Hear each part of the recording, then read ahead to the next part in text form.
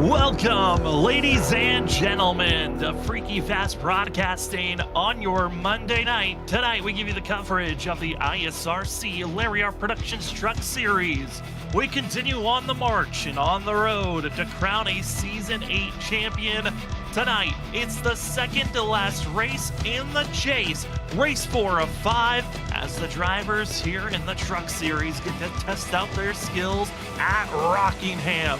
The Rock, 1 mile a distance course. It's bouncy, it's tough, and drivers are still trying to figure out this course on how to handle it here this evening. And with how close points are, this is a critical moment. You could solidify a championship, or you could throw it away with just one more race after tonight. We've got Kansas next week, but for this evening, we're excited to give you all the coverage again here on Freaky Fast Broadcasting. My name is Sam Dyer. Joining me this evening, as always, is Zach Hull. And Zach, it's Rockingham, a track that we look at the past has brought us some memorable moments as well as some dominance from some drivers, but it's the second to last race of the season.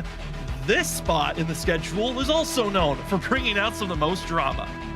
That it is. This is going to be wild to watch, man. This track, one of the toughest for sure on the schedule all season long, and it's going to be a true test and really put the championship, I think, on notice here tonight, because this could be make or break, because the other track's very well known and very well documented how that works there. Well, tonight here at Rockingham, we haven't had much history here in the past ISRC, but we do luckily have a few races to go off of, so it will be for sure from the drop of the green flag high adrenaline. It certainly will. As practice is closing up, we're about to be entering into qualifying. Qualifying, as usual, 5 minutes are given to these drivers to put down their fastest lap, but they only have 2 laps to do so. If you hit the wall, you go out of control, you graze the grass, it will invalidate your lap time. All drivers know track position could be key here this evening. We have some chase playoff implications entering tonight. Isaac Shelley, his run last week at Darlington, was deemed for wall riding at the end of the race, and with that wall riding penalty, the admins gave him a penalty of an L2 grade. That is a dock of 15 points into his championship run, as well as he's not allowed to qualify. So the 98, he's going to have a long time from going from the back to the front, and with the penalty docked, it might be the closing chapter of Isaac Shelley's season for going for that championship. It's been a good one. We'll see how Isaac Shelley can redeem himself here this evening, as drivers are currently underway with qualifying. We see the number 10 of Ryan Ferraro, who we look at the beginning of this season. Zach, Ryan was probably one of the shining stars, and he's hoping to do a little bit of a flip here this evening. It's been a poor middle of the season, but he would love to end it strong. That's for sure. In the first lap around, he's going to be top of the board from the first lap of many drivers, so I'm interested to see what type of line he takes there in 3 and 4. I've been watching a lot of drivers. They enter kind of low, then let the truck wash up, and he does that, so not surprised to see that, as it really seems to be the fastest way around, is with those bumps around the bottom. Just seem to really cut off too much time, and you're going to cut the apron here to get as much time cut off as possible. And right now, Vincent Sora takes the top spot from the drivers. Vincent Sora, winner of this race all the way back in season 1. If he wins here this evening, he is right back into the fight with Jarrett Talmadge, with John Forbes. He won last week at Darlington, which really helped break down his loss of a lot of points at the start of this chase at Talladega, where he finished last during that run. He's hoping another win can really make it a lot more of a fighting battle of the top 3 in points with Jarrett Talmadge, John Forbes, and Vincent Sora. We'll take a closer look at those points after qualifying is done, as Danny Cochran will now move up into second place. Trent jump into third. Ollie Fonseca, who's had very good runs here at Rockingham in the past, he currently is in 4th position. Now coming across the line, it's the 45 of Justin Smith. And Smith trying to have himself a good run. And what a qualifying time for Justin Smith. Third on the board with a 24.132 time for himself. Wow, what a time there. Yeah, for Justin Smith. That's going to be definitely putting him in probably one of the best starting positions he's going to see all season long. Is now Joshua Stovall. He's going to jump up to second. So closing the gap to Vincent Sorba, but still a little bit of time needs to be found for these drivers to take that top spot from him. The 77 of Malik Kuntz here, though, very, very quick in practice. Actually ran the fastest time. Let's see what he can do, because this will be his money lap the second time around. Malik's going to turn out to a 24.059 as Michael Miller takes the top spot. Shining star showing up here late. Malik Kuntz up to third after Miller takes the top spot. Here is, though, the driver that everyone has their eyes set on. It's the three-time champ trying to go for 4 in a row. John Forbes Jr. Can he find the top spot as he undergoes lap number 1? Ripping the top, trying to build up the momentum as best as he can. He's got to beat a 24.034 time. Is it possible? I mean, Zach, we look at John Forbes. He won this race the last time we ran here, all the way back in season 5, in a dominant fashion, but he didn't grab the pole. Could tonight be the night that we see a driver get the pole, lead the most laps, and win? If anyone could do it, it's most likely the 11, as Forbes' first time a slow one. He's currently qualified for 20th. Where will the speed be with a minute left in qualifying? Forbes is the last driver that's out there on track. Jared Talmadge was not able to complete his second lap. He'll stay back in 16th position. Forbes, is it pole, or will he come up shy and across the line? Doesn't look like it's going to be the pole time. It's good enough for 4th position for the 11. Still a great spot to start in, but Michael Miller with the best lap in the session, it looks like, as looks like Cody Smith and Isaac Shelley not going to be able to qualify, but Cody Smith also not out there qualifying. So yeah, looks like Michael Miller going to be the man to beat, so to say, as we're looking at a few drivers out here. But Sam, the thing I'm noticing that's interesting, it came on the first lap. That is something that not many drivers attempted to do. They kind of gave up that first lap to build the momentum for the second one, where Miller just attacked it straight away. And actually that first lap was much quicker even than his second. Yeah, I mean, a shocking run to see. Like you said, we usually look for the second lap. Not going to be the case. As qualifying closes, it is the 99 of Michael Miller taking the top spot here this evening.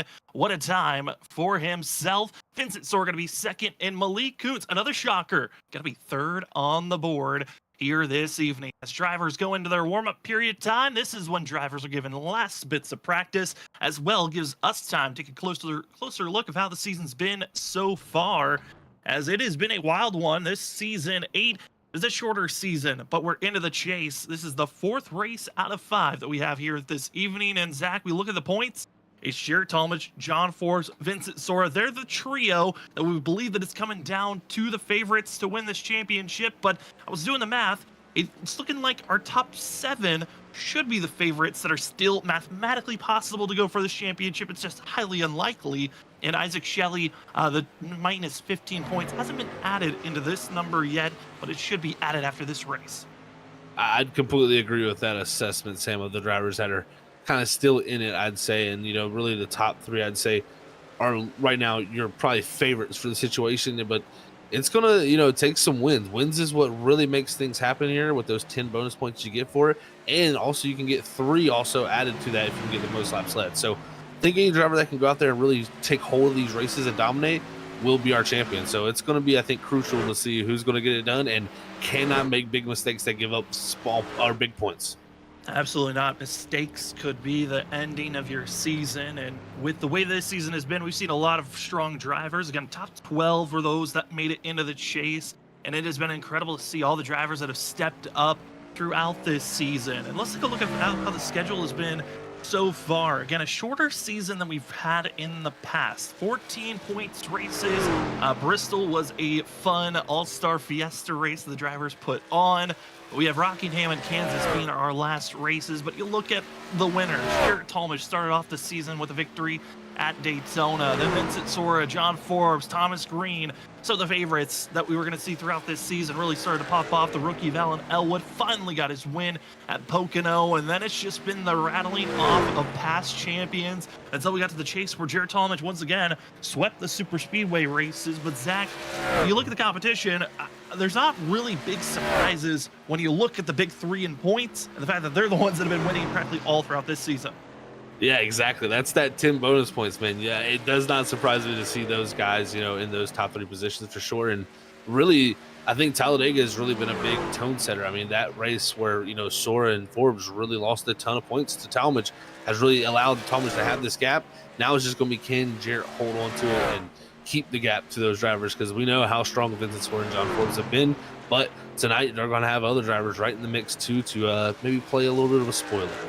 Who can sneak up into this thing? And, for drivers, for us to point out, we've got some of our favorites that we know are going to be the top dogs to win races, but sometimes we need pick 'em of drivers that are storyline drivers. Who do I feel like are those just to keep an eye on? And I gotta say, for my driver to watch out for here tonight, I'm going with the 74 of Nick Crawford. Reason why?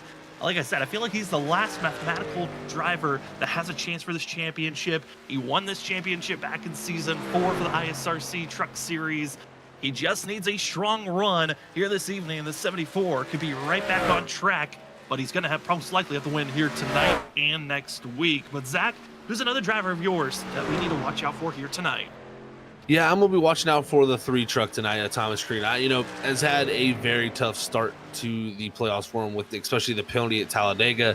It's just not worked out for him. I think he's going to want to end his season strong. Doesn't have a shot to go win the championship with 79 points back, but I still think Thomas Green wants to go out here and really finish out the season the way he was running before the playoffs started. And our third member of our crew, our producer in the background, we got Robert Moyer Jr. with us, and he's going to pick the points leader, Jarrett Talmadge, the 27. It makes sense to pick Jarrett. He's a driver that is on the line, the cusp of trying to win his first ever ISRC Truck Series championship. He's got the past champions that are hunting down, that want to continue on their winning ways. And the 27 find the right footing to kind of slow down the bleeding that we've seen the last 2 weeks, with John Forbes winning at Phoenix, and then last week, Vincent Sora. Another driver I want to throw my hat in there because we haven't really talked about him. You can see him in the Brown Crew UPS 42. He missed out in Phoenix because he was on vacation. But Joshua Stovall, Zach, I feel like he could be another kind of sneaky driver to watch out for here tonight. Oh, no doubt. Stovall, always a really good driver, it seems, at these bumpy, tracks that wear out the tires. And, it would seem kind of opposite to that, you would think, because one of the most aggressive drivers out there, but has a very smooth style when it comes to driving that aggressive style. So it's really, really impressive to see. And I think he'll be right in the mix up there, especially with a good starting spot in the top 5. The warm-ups is coming to an end. Again, want to thank everyone joining with us here this evening, as well as a quick shout out to Larry R Productions, Morecast, the Armadillo Motorsports team for giving us the Lucky Dillo Award, Gridless Graphics for being our white flag sponsor, and for our camera providers, Whiplash SimCams. Thank you to all the amazing sponsors that have helped out throughout this season for the ISRC Larry Art Productions Truck Series Season 8. As the drivers get ready, it is time for us to grid up and take a look at our starting drivers. We've got a total of 24 that are expected to take the green here this evening, and the top spot here tonight goes to the 99 of Michael Miller. In second place, we find 15 of Vincent Sora. Third, it's the 77 of Malik Coates, with the fourth place going to the 11 of John Forbes. Joshua Stovall starting in 5th position, with Noah Steele in 6th. Danny Cochran will start in 7th. 8th, with a surprising great qualifying run in the 45, it's Justin Smith. Trenton Jump will start in 6th position, and Thomas Green, I think a little bit of a big surprise by the 3, will be starting all the way down in 10th place. Starting in 11th, the pass, really strong truck here at Rockingham has been Ali Fonseca. See how he can come through the field. Alongside him, Joshua Kanata still in the battle for the championship. Going to start back in 12th. 13th is going to be the 19 truck of Tyler Dingler. Sam's pick tonight of Nick Crawford. He's going to start back in 14th. 15th is going to be the 50 truck of Samuel Garcia. 16th is going to be the 20 of Jesse Thornick. Jarrett Talmadge, our points leader, going to start all the way back in 17th. 18th is going to be Ryan Ferraro. 19th is going to be the 5 truck of the Comanese. And rounding out the top 20, it's going to be the 29 of Logan Brayton. In 21st is the 91 of Mark Morales Jr. with Eric Stamp starting in 22nd position. Isaac Shelley coming off of his penalty of wall riding last week. He'll start at that last row in 23rd position with Cody Smith. 24 drivers expected here tonight, as it's going to be a fun one to watch this evening. It's Rockingham, the 1 mile bumpy course. Tonight's race is going to be 170 laps, no stage break, no fast repairs. 4 extra sets of tires in pit road, and honestly, feels like maybe they might need a few more. Fuel, I don't think it's going to be that big of an issue here this evening, as drivers have been saying it's in the higher mid to 80s to 70s for a lot of fuel. Could even stretch a little bit further if you're really in fuel saving. But Zach, here tonight, tires, that seems to be the big talking point here this evening. Tires definitely, I think, are going to be huge. You know, I watched a few drivers out in the practice session put in some very long runs, and I was seeing upwards of 2 seconds of fall off, and I think it could almost fall into the 2.5 seconds of fall off range. So we'll have to really watch how that all plays out, and it'll especially be interesting to see how it all shakes out if, you know, we say do go green, because these stints could be very long, and tire management will be very, very key if the green flag stays out. As drivers are rolling off from the grid, we're going to be going green here very quickly. Again, thank you to everyone that's watching with us this evening. If you're enjoying the show, you've been enjoying the season, remember to hit that like button, as we are excited to give you all the racing coverage of the ISRC Larry Productions Truck Series. Also, if you haven't already, remember to hit that subscribe button, notification button, because you want to be notified next week. It's the championship race at Kansas. Got a feeling that's going to come down to that final race on who will hoist the championship, so you want to make sure that you are prepared to watch it. But for this evening, it's excitement, it's thrills, championship hopes and dreams are on the line. Another step closer to who will hoist the Season 8 championship. Up front, it's Michael Miller, Vincent Sora, pace car about to pull off. It is about to be go time for the ISRC 170 here at the Rock. Miller, Sora, soaring their way down into turn number 1. Here we go, Zach, as they roar down into turn number 1. And Sora going to take immediate control of this lead here, because the 99 of Michael Miller really spun them tires coming up off that bottom side there on that start. And right now we're going to be 3 wide in the second row back, and Stovall going to shove his way through and get in there clear of the 8th truck of No Steel. Gonna get by Noah Steele, gonna get by Malik Kuntz, and now it's gonna be Stovall right on the back bumper of John Forbes. Also seeing other drivers side by side. That's Danny Cochran, Thomas Green, and a few others, all searching for where they want to place these trucks. Have you been watching us here on Freaky Fast Broadcasting? Wednesday night, we got to see the next gens running here at Rockingham. Very different styles that you're going to be seeing compared to those next gens of the trucks. You're seeing every lane, every possible part of this track being utilized for 1 and 2 and 3 and 4. I mean, Zach, this is almost the best racing you could ask for, as Miller rips the top to take the lead position back. Miller immediately taking that spot back, and yeah, you see the other drivers on the bottom, other drivers up top. Rockingham, one of the best multi-group tracks here on iRacing, and when you have a vehicle that can take the bumps very well, it can produce some very, very, very good racing. So I like what we're seeing already to start this race off. If we get some long green flag runs, you're going to see a lot of passing happen, just due to the ability to move all around the racetrack and have speed at any line. There's a truck in the wall. That's Thomas Green, who also is going to be getting into the 11 of John Forbes. Forbes, though, doesn't look like it's too bad of damage, nor for Green. They continue to race on, but a big scare for both drivers that exit of the corners are going to get treacherous as the run progresses on. And one thing I was hearing, surprisingly, with the next-gen car, it was that this track gets snappy loose. Sounds like it gets extremely tight off the exit of the corner, and if you're ripping the top, it's just going to get worse and worse as the run goes on. That's exactly right, Sam. You know, the one thing about the top side, you would think, oh, well, why is he getting tied up there and running that higher side? But really, he just doesn't have the exit roll. Turn 2 on that exit is just so sharp, and it's so abrupt of an ending of a corner that if you don't really run that bottom side, you got to make sure that truck is turning, because it usually wants to push all the way up out that bottom groove up towards that wall. So when you don't have that room of error to play with, it can easily end up into that outside wall. So I think we'll see that plenty of times here tonight. Good job by Thomas Green, though, to not make it too bad. Thomas Green's happy. I think John Forbes feeling lucky as well as they continue to race on. Michael Miller continues to rip the top as Sora, Stovall, Green all try to stay low. Majority of the field trying to stay as low as they can, that yellow line. Miller, though, it seems like he wants to carry all that momentum as quickly as he can. Already seen those major differences. Danny Cochran, the 2 machine, he's found some great success here at finding speed. The finishes, I think you would feel like you should have had better finishes for this too. Danny Cochran currently runs in the middle of this field in 8th position, trying to set up Justin Smith. Big right crossover move by the 2 machine, who gets to the inside of the 45. Smith, how aggressive does he want to be ripping the top right now? That's a huge question. How aggressive does he want to be? They're really contacting Wrecking. Off the wall, across the nose, and away he goes of Justin Smith right into the grass in the field, able to avoid that 45 machine. First caution of the day, coming up to lap number 9, and so, well, I think we just saw right there, aggressive enough to just run it up to the wall after hitting the wall, bounced across the nose of the 2 of Danny Cochran. Gonna need another look at it, but I mean, right there, Zach, just everyone searching for speed, searching to keep track position, and they just went over the line just a little bit.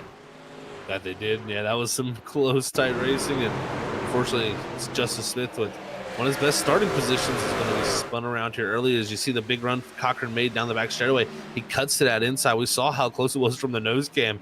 I mean, it was just narrow inches between those two. As now they're going to run through 3 and 4, and right up off the exit, the 45 hits that wall. And after he hits the wall, he just comes careening down into the 2. And unfortunately for Cochran, really nowhere for him to go. And that's going to catch out the 45 and get him spun. But luckily, no major damage from any of them. That could have been much worse. Yeah, big kudos to the 45 of Justin Smith, just locking it down, letting the truck naturally come to a stop. And also, that enables, because of the amount of brake pressure being put down and staying on the track surface, able to keep himself away from the grass where really things could have gone bad. As most of the field and the back half of the field going to coming into pit road, and I'm assuming it's the thought of let's check to see if there's any damage as well as topping off on fuel. I don't think I'm expecting anyone to take tires on this go around, but some of those drivers that we saw getting close to the outside wall, I would want to come in and check, see how much damage I've collected. Yeah, for sure. As much grip aerodynamically on that truck at all times. So definitely going to want to get that fixed. And I don't think you're going to want to be wasting a set of tires. And yeah, just looking from all the pit stop times, nobody was in there for longer than 6.5 seconds. So don't think no tires were used, and just some repairs and maybe some fuel added to those trucks. And fuel could maybe make an interesting, a case here for them to make this race maybe a different strategy even. Would be an interesting one. With no stage break, it enables these drivers to really think long-term in a race. They're not just thinking about the first 45 laps of a run or first 40 laps. It's how do we go from this lap 170 we're aiming for and go backwards on our fuel stint. Think about where you want to be coming into pit road. It's going to be curious on how those numbers line up later on, as Cody Smith going to be given the Lucky Dilla Award. He was the only driver 1 lap down at the time of caution, and not being the driver involved, he was able to get his lap back. Up front, side by side, going to be Michael Miller and Joshua Stovall, and Miller's going to be hoping for a better launch here, as he had major wheel spin the last time that he had this starting position when we initially started this race. Vincent Sora, we started behind the 99. Stovall on the top with Thomas Green. How well are these top drivers going to be able to rip and go as we wait for the pace car to pull off into pit road? Once again, thank you to everyone joining with us here this evening as we are underway with race 4 out of 5 in the chase, as these drivers have Kansas next week before we figure out who is crowned the champion. Miller, Stovall into the restart zone, and a much better launch for the 99. 42, though. A lot of wheel spin for Stovall, so it allows Vincent Sora to creep his way into second place. Big wheel spin for a few out there. I saw a few trucks really struggle with it, and it's a help for Miller that time. He didn't have to go off the green flag. He could go off his own control. That allows you to roll in that gas just a little bit easier when you know when you're going. But right now, Vincent Sora already trying to take it to him here for the lead position, possibly looking for some speed. Is now Stovall, who had that wheel spin. He's making a move to the inside of John Forbes back there in the background for third. Side by side, Stovall as well as the 11 of John Forbes. They've had some moments in the past as they continue to go back and forth. Miller, Vincent Sora, they continue to go back and forth. It's the 99 who continues to keep the momentum for himself. Question is, how well can Sora hold there as he gets the big wiggle off of 4? those bumps off the exit of 4. Even though this truck will usually take the bumps a lot better, it is still a very tricky spot on the track exiting over those bumps in this truck. As they continue to stay in line, majority of the field, it's Forbes and Stovall not willing to give up for either position. Thomas Green staying in line. Danny Cochran's been able to move up quite a few positions. The biggest mover, though, as you see the front row all in line, it's the 27 of Jared Talmadge up to 9th place. Already up 8 positions from where he started. This is a great sign for the driver who needs to get up front and get at least a lap led to minimize the loss of points, or get in front of Vincent Soar, get in front of John Forbes. That's going to be the best way to make sure you've got the best advantage heading into Kansas next week. As the front runners continue to stay in line, it's Thomas Green, who is having the trouble for the 3 machine. Yeah, the 3, he really soared up through the field, really, from that starting position back in 10th. And I'm interested to see if that is going to hurt him, because his first few laps, he really pushed it hard on the outside. But I think that caution might have helped still the case for him to kind of cool those tires back down. So we'll see how he can gather that back up, as Vince Soar still trying to pass Michael Miller up there, just not able to find a way around. Is now Miller up into the outside wall, actually, in 1 and 2, and he's been pushing the bounds of that groove, and that's almost allowed Soar to pass here, but it was close to the quarter panel off the exit of the corner. Miller now going to be trying to find a way to get back up to this front position. How much is he willing to risk? We talked about the fact of Justin Smith and others. They fight so much to be able to keep their track position. And it looks like finally able to get in line. Miller once again tries that outside groove, testing the fate of 1 and 2. But when you're staying up high that long, those tires, they fade away quickly, especially with how tight we've been hearing this track is. I mean, Zach, all these tires are under trouble, and we're just 20 laps into this run. Yeah, these tires are already getting under trouble. And like you said, Sam, it's that outside groove. It is very, very fast. You can go up there, find the speed. Is now sort of going to cover them off, not allowing that 99 to get to the quarter panel.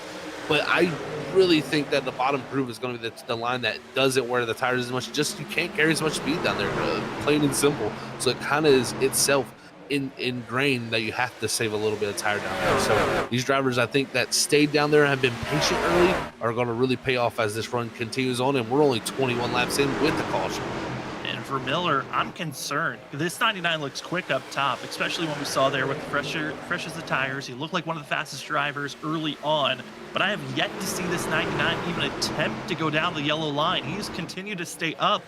And that could be a factor of Miller might not trust the speed down below. I mean, there's a lot of factors on why some drivers don't like to use certain lines. I'm curious on what could drive a driver he's seen as their competition staying down low. Maybe why is the 99 not even attempting it? Must just feel way more comfortable at top, Sam. Maybe just feels like the bottom can't make speed down there, but when you see a lot of the drivers ahead of you really making the speed down there, I think you got to go down there and try it. So we'll see if he attempts to do it, because he's had the ability a few times here to drop low and try that line, but it's always just been a fade line up here to the high side and then kind of cut down off the exit there to get away from that wall. And that, again, that line very fast, but it can very much put a strain on the tire. Other battles that are happening on track. The battling going on for 7th, 8th, and 9th. Ali Fonseca able to move up to 7th position. Malik Kuntz trying to fight to get by Jared Talmadge, as Talmadge has been on his march to move forward again. At 27, qualified so deep in the field, 17th position, kind of out of the norm for Talmadge this season. But currently, Zach up to 8th place, getting by Malik Kuntz. Just another position being taken away as Talmadge is making this work, as well as seeing Nick Crawford trying to find his way to move forward in that 74. There they are. These drivers right now trying to find any way forward, but it's just going to be a slow grind at this point. I don't think you want to make anything too aggressive, because it can quickly come back to bite you. As right now up ahead is there's some side-by-side action. Is Joshua Stovall under attack from John Forbes now for the 2nd position. So Forbes finally found a way around him here to able to slide into 2nd, but he's going to slide up the racetrack. This opens up the door now for Stovall, but I think Forbes here on the outside might be in the preferred position, but he's going to want to quickly get this done, because we've seen what the outside line can do to the tires. Certainly can rip the tires away, and there's that position being grabbed. Stovall will fall into 3rd position. As you look at the past couple of laps being ran, it's been Vincent Soar, it's been John Forbes putting down some of the fastest laps so far here this evening as this run progresses on. In the 24, Ollie Fonseca about to be under 5 from Jared Talmadge as well as Malik Kuntz. They continue to have their fight. Almost a stack 3 wide for a quick moment as that 77 does not want to give up this track position. But it looks like Malik Kuntz wants to go for everything here and is just going to have to fall back in line. And when you're seeing drivers side by side in front of you, obviously you want to attack and go for these passes. You want to be patient and you want to be smart, really, is I think the biggest thing, because you can put people in some very tricky situations at this track where, you know, you say you can make it 3 wide, but off that exit too, if you're 3 wide, it's going to be very hard to make that stick and work. So I think drivers do have to show that patience, but at the same time, if this run was to go green, you can't lose chunks of time to the drivers ahead of you, because that means you're just going to push your tires that much more to try to catch up to them, and that only leads to bad things at Rockingham. So I think patience is the key, but you got to continue forward. You can't get stuck. So got to make big moves, but not ones that will get you in trouble. And Joshua Kanata fighting for his championship hopes. Enters tonight 4th in points, and for Kanata, he's been so consistent wherever he runs. He would love to have another good performance, but currently runs back in 13th position. Kanata, was talking with him before practice finished up and was talking to the 16. He was saying on the fact of, you know, championship hopes, they really aren't there. He doesn't feel like he can go out there and win a championship, but if he can get top 3, it would feel like a championship for himself, as they were 3 wide ahead of him, going all around, battling for 4th place for a quick moment. That was Stovall as well as Miller, Cochran. They were fighting side by side quite aggressively as Trent Jump runs just outside of the top 10. This 46, he's got a lot of work to get back up there, but he's one of those drivers, the first of those, that went entered pit road to top off on fuel. That's exactly right, yeah, and he, you know, really lost a good bit of track position due to that. So that was something that he's had to work back from, and he's done it slowly here, and really looking lap time wise, he's in the ballpark for really the top 5. So it's still very good looking for him. And like you said, Sam, he's got that extra fuel to play with. We'll have to see how these stints work out. Will these drivers be able to make it 1 stop? I think that's going to be a question. Or will the 2 stop be the way around? So we'll see, because definitely having that extra bit of fuel will give you a little bit more leverage with the strategy. About tires, the fall off of the tires. A Stovall, big wiggle off the exit of turn number 2. 42 now going to be under pressure from Miller on the I side, and the 99 able to complete the pass off the exit of turn 4 for 3rd position. So that's a clean pass for himself. Stovall now going to be trying to hold steady, but talking about fuel and tires, I feel like 2-stop, based off the tire wear that you were talking about, might be the better option for this field to go after, because you're able to be more aggressive for a longer period of time. I actually completely agree, Sam. And I think that's kind of the beauty of like somewhere like a place like Rockingham, is there is enough fall off to where that 2-stop strategy is viable. You know, if most tracks we go in iRacing, if you can make a 1-stop happen, you're always going to go for the fewer pit stops. But when you have tire fall off and that ability of lap time to vary that much, it does give that opportunity for strategy. And that is something maybe we possibly will see play out here tonight, where some drivers are going to elect to go for that longer run and see if they can keep the consistent pace over that time and make a 1-stop happen, or will the 2-stop just be the faster way around, because the Goodyear rubber is just that much valuable. As right now, this group right here around Stovall is stacking up with Cochran. Talmadge right here stuck behind this 42. Is got to give Talmadge a huge credit. He is continuing to march forward. Look, now he's going to get to the outside of Cochran. And he is just finding every opening right now for this 27 to make the move to close in on this gap. This has been impressive to watch. I mean, the last time we looked at Jared Talmadge, he was fighting to figure out how to get by the 24 in a blink of an eye. In just about 10-15 laps since the last time we talked about him, he's already gotten by 4 other drivers, and now, like you said, has gotten by Danny Cochran, now setting up to get by Stovall for this 4th place position. Got to give your flowers to the 27 who started 17th. Right now, up 12 positions from where he started. Now going to be under fire from his teammate Thomas Green from Planet Sim Racing. The 3, the 27. They've been on an incredible run as teammates this season. Also having Isaac Shelley a part of that group, that trio has been so impressive this season. Where will we see Talmadge fight for this pass? Looks like he wants to set up for the inside, and here we go, down into turn number 3. Here he goes. Yeah, this has been a great run for Talmadge. He's been able to really make great passes, and look at that, right around the bottom. Yeah, you want to see the 42 get a big run here off this exit, but at the same time now, you're going to be Talmadge here set up for turn 1 and 2. You're going to be able to hold it on the door of that 42 be able to run the outside here to carry the momentum. So should be a clean pass off of 2 for this 27. Move him up to 4th. Got to give the flowers to of this race so far to that pole setter, Michael Miller. I completely was agreeing with you, Sam, thinking he was going to struggle and fall back there with those early passes getting made. It just seemed like the truck was going backwards in balance. He has caught back up the Forbes. He's in 3rd and putting a lot of pressure on this 11 machine as Vincent Suarez kind of drove off into the distance.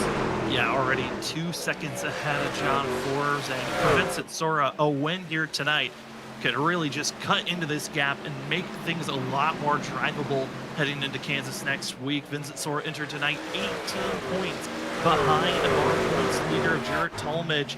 In a win, you get that 10 extra bonus points. If somehow Vincent Sora leads the most laps, that's 3 more bonus points on top of that of leading a lap. That's 1. If you get 0 incident points, that's another bonus point you can grab. That is adding up to 15 bonus points that you can grab if you're Vincent Sora, and that's not even taking account of positional points you can gain on if Jarrett Talmadge doesn't finish directly behind you as we fall back to the middle of the pack. This is where the madness is and the chaos, and right in the thick of it, it's that 74 of Nick Crawford, Malik Coots, Trent Jump, contact made between the 77 and 46. Yeah, if we're going to get a caution, it's this right here, because this is a wild group right now as they're all trying to hang on to the tires that they got, but also keep track position and go forward. So it's really a tough management game as it's stacking up with a few drivers that are struggling and a few that are starting to really show really strong waves of pace. If you're looking for maybe a 2-stop strategy, you would imagine it's around that lap 60 marker that you're looking for, maybe even 65. Some could try to stretch it out a little bit further than that, but if you want to maximize your tires, you might want to pit sooner than later. And I mean, Zach, I'm trying to do the math of when the perfect time would be to hit pit road. It just feels like 55 to 60 would be the realm you're looking for if you're going to be making this stop. Yeah, if you're going to be doing that 2-stopper, I would say you're probably going to want to stretch out just a little farther around to that 60, maybe 65 mark, just because you're worried about cautions. You do not want to come down here early enough to where you get caught trapped, a lap down or so from pitting too early. So it can be a place where, especially a Vincent Sora, I think you can wait a ton of time because he's opened up such a gap to the rest of the field that he can wait. But while some of these others, they might have to flinch a little bit early, and it can get dangerous if a caution does come out. Not dangerous. 24-74. They were side by side, looking dangerous. Malik Kuntz now going to throw it to the inside of Nick Crawford. And it's Joshua Stovall that is in trouble. He is floundering right now. Ollie Fonseca, big slide for himself right in front of Nick Crawford. Able to give enough spacing was the 24 and the 74 as Stovall runs ahead of this group. It's just everyone's on top of one another. There's not a lot of spacing to work with as Crawford hard into the outside wall. Has to back out of it as Jarrett, also going to be Joshua Kanata with the big whoa up. And luckily, everyone's giving each other enough space, but they're just losing so much time with all this good gracious. And Nick Crawford looks like he's about to wreck at any moment here tonight. Oh, that truck broke loose on him, yeah, Sam. And got to give a round of applause. Great job by Kanata checking up. Great job by Trenton Jump. Everybody played a part in that not being a caution right there. Because if any of those drivers is Danny Cocker up there, Ollie Fonseca spun around right in front of the field. Hard contact for the 24. And it's all started with Stovall and Cochran. They were beating and banging off the exit of the corner, and it's Fonseca who becomes the innocent victim. The Cinderella story, the driver who made it into the chase after a horrendous start to the season. That could be the end of his championship hopes for the 24. Oh, man, that is so tough for Ollie. Like you said, innocent bystander. This one is, you can see there was contact between the 42 and the 2 that got that 2 out of shape on the back straightaway there. And Fonseca nowhere to go for him. He's just caught right up in the middle of that after really having a great drive early in this run here to be in the mix. Watching the contact that's going to happen. I mean, all these drivers were struggling with grip coming off the exit of the corner, and the 42 and the 2 attempting everything in their power to keep off of one another, but just a simple little tail slapper there. Sends the 2 to the outside. He's trying to save it, but ultimately, contact made with the 24, and Ollie gets sent up to the top. Luckily for Ollie Fonseca, though, no required damage given. And the way that he hit the rear end that kind of swung him around, it missed the wheel well. There's more contact in the front, so you're hoping there's no engine damage. and there's luckily no side damage. Yeah, you're definitely hoping that if you're Fonseca there is this I think caution though welcome by a few out there, because I think a few were definitely starting to hit the point of the run where they were struggling. So this is definitely help them that in that situation, and now really makes it a one stop from the interior and a much more doable one stop with way less laps to the tires. Vincent Sora, John Forbes going to be your front runners exiting out of pit road. Majority of the field, 4 tires and fuel for everybody. As looking at drivers that might have lost a little bit of time. Danny Cochran again with his wiggle and slide falls down to 7th. But other drivers that have really climbed their way forward. Jared Talmadge talked about his heroic charge from 17th now up to 5th. Also want to give kudos to Isaac Shelley. He had to start a little down in 23rd position. He's moved up 10 spots into 13th as he continues his surge. Try to get back up to the front. Ollie Fonseca has left pit road. Not sure if he got all of his optional damage fixed, but will stay on the lead lap. Same for Tyler Dangler. 24 drivers have entered into this race. All 24 still out on track and all still on the lead lap. As we're about to go green, Zach, I mean, first quarter of this race is done. That was a pretty solid green flag run for these drivers as we get prepared for another surge. It was a solid green flag run, and like I said, I think it was very welcome from a few because they were starting to hit that wall of about 2 seconds of fall off. So we are now going to get a little bit of a reset and let these drivers see now what they can do different to help manage their stuff. Fresh tires. Who is going to be the shocker to try to make the big bold passes early on? Let's find out. Vincent Sora, John Forbes into the restart zone, and we're green once again for the ISRC 170 at the Rock. John Forbes not able to take off and go. It's Michael Miller on the inside. He'll stay side by side. You're also going to be seeing Joshua Stovall trying to find a way to push that 99 to go forward as they stay in line side by side all the way through. It's Vincent Sora just scampering away. The 15, no trouble. No one's close as Miller finally clears for second. Sora definitely trying to go out there and lead the most laps of this race. I think that's the thing he's got his mind set on, to try to get as many bonus points because he needs them heading into Kansas next week, where I know personally talking to him, he actually has struggled there in the past, so he doesn't feel confident. He wants to get it done here tonight and really close the gap down so Kansas isn't too big of a must win. Snowball Green getting close. Who can get closer to that yellow line between the two as vehicles rushing the wall aggressively between one another. Miller puts down the fastest lap of the day so far as you're seeing the 74, 46, 2. That's Danny Cochran, Nick Crawford, and Trent Jump all challenging in the middle of the field. This is this 9th on back, and is well ahead of them. Challenges for 3rd place. Thomas Green versus Snowball. They stay side by side, as well as the 1677. These drivers tall, really trying to go for it right now, getting some track position. Kanata doing a good job. He's going to make the pass on the 77 of Malik, and now the 27 of Talmadge, who really drove his way up through the field. Maybe he lost a little track position on this restart and on pit road there.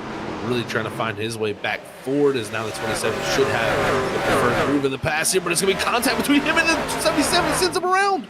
Oh, it's Talmadge. Does he stay low? He's able to keep it off the wall for now. No one makes more contact, and our points leader entering tonight has to work his way forward all over again.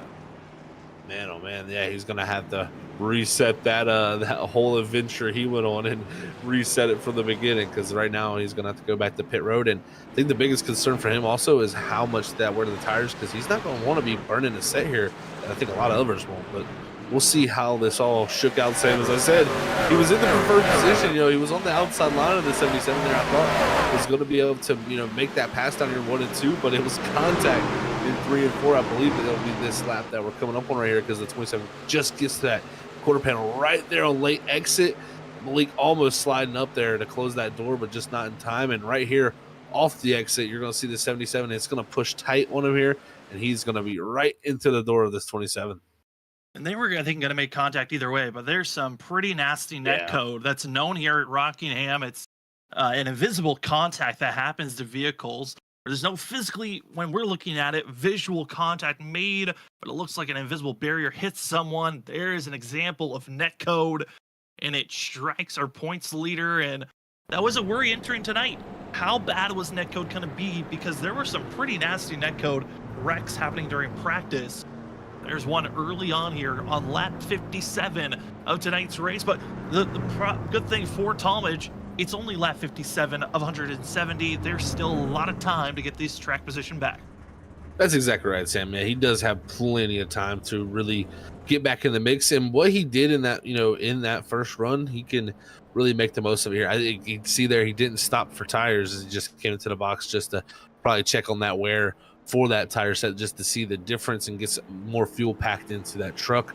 But yeah, I think that slide is what he's going to hate the most, just because of how much wear that's going to take out the tires. But we've seen how quick he's been. I'll expect this 27 to be making a rebound, especially needing to do it for this championship. As up front, going to be Vincent Sora, Michael Miller, your top two, getting ready for this restart as we wait for the basic car lights to click off. Miller's been looking great, staying up there as much as he can. Another driver who's up quite a few positions from where they started, Thomas Green. We saw early on get into that outside wall. Doesn't look like that contact is hurting him in any way. The 3 up to 3rd position. I'm curious for Thomas, how aggressive are you willing to be around competition that you know are racing for the championship? You once were one of the threats for this championship, but now you're no longer. How as these drivers that are not really part of the top 3 or top 6 in points supposed to react on a track that looks like you got to be aggressive to take positions away? Yeah, that is interesting situation, especially with I know Green and Sora, their teams kind of work together, so to say, and that's a situation you don't want to get involved in a little bit. If you're Michael Miller too, I think he's probably out here just to try to go get the best finish he can, because Miller's had ups and downs in this series that just got caught up in a lot of people's bad luck. So I think this 99, he's out here to prove a point. So I expect some big moves from him late. There we be wheel spin, will be a clean launch. You're right on board with the 99 of Michael Miller. As we enter the restart zone, he sees the 15 go. He launches as well, and that's one of the better launches you could have asked for Miller, because Thomas Green is not to your inside quarter panel just yet. He's clear to go high, and directly to the outside wall goes the 15, but he gives up so much space. Thomas Green's able to clear. That was not to plan, I think, for him. He wanted to use that line, but not give up that much time and that much space. Is it's going to be Stovall and Green right on by for that 2nd and 3rd spot as Sora hangs on to the lead. But right now, John Forbes back to 6s. He's gotten passed by Kanata. Able to get by Kanata. Also, for Joshua Kanata, what a run for the 16 who saw just trying to stay close to that 10th place position. Now runs inside of 5th place. He's trying to find openings to maybe go for a top spot. Speaking about top spot for the lead. Thomas Green is there trying to find a paddle and a pass to get by Vincent Sora. And for Sora, it looks like he's willing to give up this position. It's the 3, puts down the fastest lap of the day. That he did. Thomas Green to the point. And Stovall almost contact with Vincent Sora there off the exit 2 is the 15 very close to the outside wall, giving as much room to that 42 as possible. Through 3 and 4, though, this time it's going to be Stovall on the bottom side, and we'll see what Sora does. Does he kind of give up the position, let those two, go out there and battle, or does Sora really fight them off? We'll have to really find out right here, because this is a dangerous spot to be in. These guys don't have too much to lose that you're battling. I mean, I already saw Vincent Sora's teammate Danny Cochran and Stovall get close to one another, and we already know the racing style of Stovall. Yes, you might be hunting for a championship. Yes, you might be in a point where you cannot have a mistake happen here tonight, but that 42 is going to race you the same way they did during the regular season into the chase, and I'm not surprised to see him trying to get as close as he can to go for these big passes. We fall back the drivers that are battling again in the middle of this pack, watching Miller, Nick Crawford going back and forth as they continue to race on, as what's going to be seen. Malik Kuntz, where will he go as he continues to watch the 74 move on? Yeah, moving that 74 on up to 9th position, and Crawford around the outside of Malik Kuntz there as we look back to the 53. Eric Stamp on board with the 77. This is showing you a little bit of the ride around this track, as it is a roller coaster, so to say. So it is one of the tracks that you really got to find the rhythm, find the groove, and get in the mixes up front. Trenton Jump, he's going forward as he's right now looking to the inside of the 16 of Kanata and trying to get up in the top 6. Trenton Jump doing everything possible. That's the one thing with having the cautions that we've had, the timing of these drivers that were moving forward and those that were falling back. We're now getting to see those that learned a lot in those first 40 to 50 laps before that late caution came out, or the latest caution came out. It's enabled drivers to see, okay, what do I need to work on? Do I need to be more aggressive? Do I need to be more patient on my tires? And I love the fact when we have these cautions come out, because it enables drivers to really attack and go forward. As Samuel Garcia, trouble for himself on the outside wall for the 50 machine. He'll lose over 8 spots as he finally collects himself around that 22nd position. It is so tough. You lose so much momentum when you do that, and Garcia going to find out that right there as he's going to drop all the way to the rear of this field here as he's going to fall in line behind Cody Smith. So see how Garcia can find his way forward. There's actually some smoke up ahead from a few drivers. I don't know if someone got in the wall there, but definitely some drivers pushing the boundaries here at Rockingham early. And, you know, the cloud coverage has been, I think, a pretty strong point here. As it looks like we've had some pretty overcast, clouds running. We certainly have, as here's your weather currently on track. Ambient temperature going to be 82 degrees Fahrenheit, track temp 97, slightly warmer.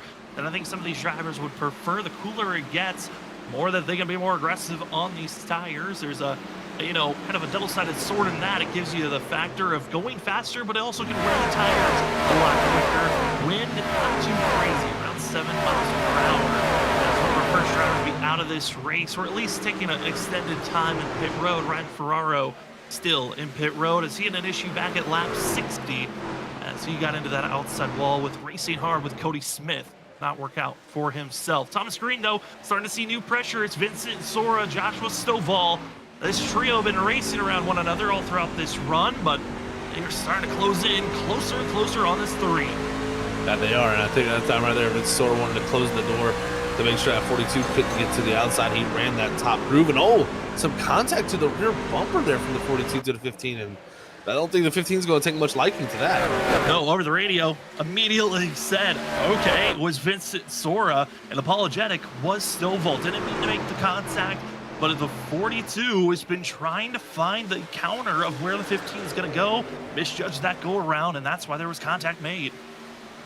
Definitely seemed to be a little bit of misjudgment there, but yeah, luckily Sora able to keep that truck straight. Nothing, no harm, no foul, as they would say. So it's a little bit of slide there for the 15 as he's closing up to this 3. And, you know, that's the one thing, a little bit of, you know, racing hard with some others can kind of get you off your game maybe, and that could maybe be the wink, the weak link in, you know, Vince's sort of shield here is maybe it's going to be the other drivers around them that kind of push off what he was able to do that last run and just drive away from everybody.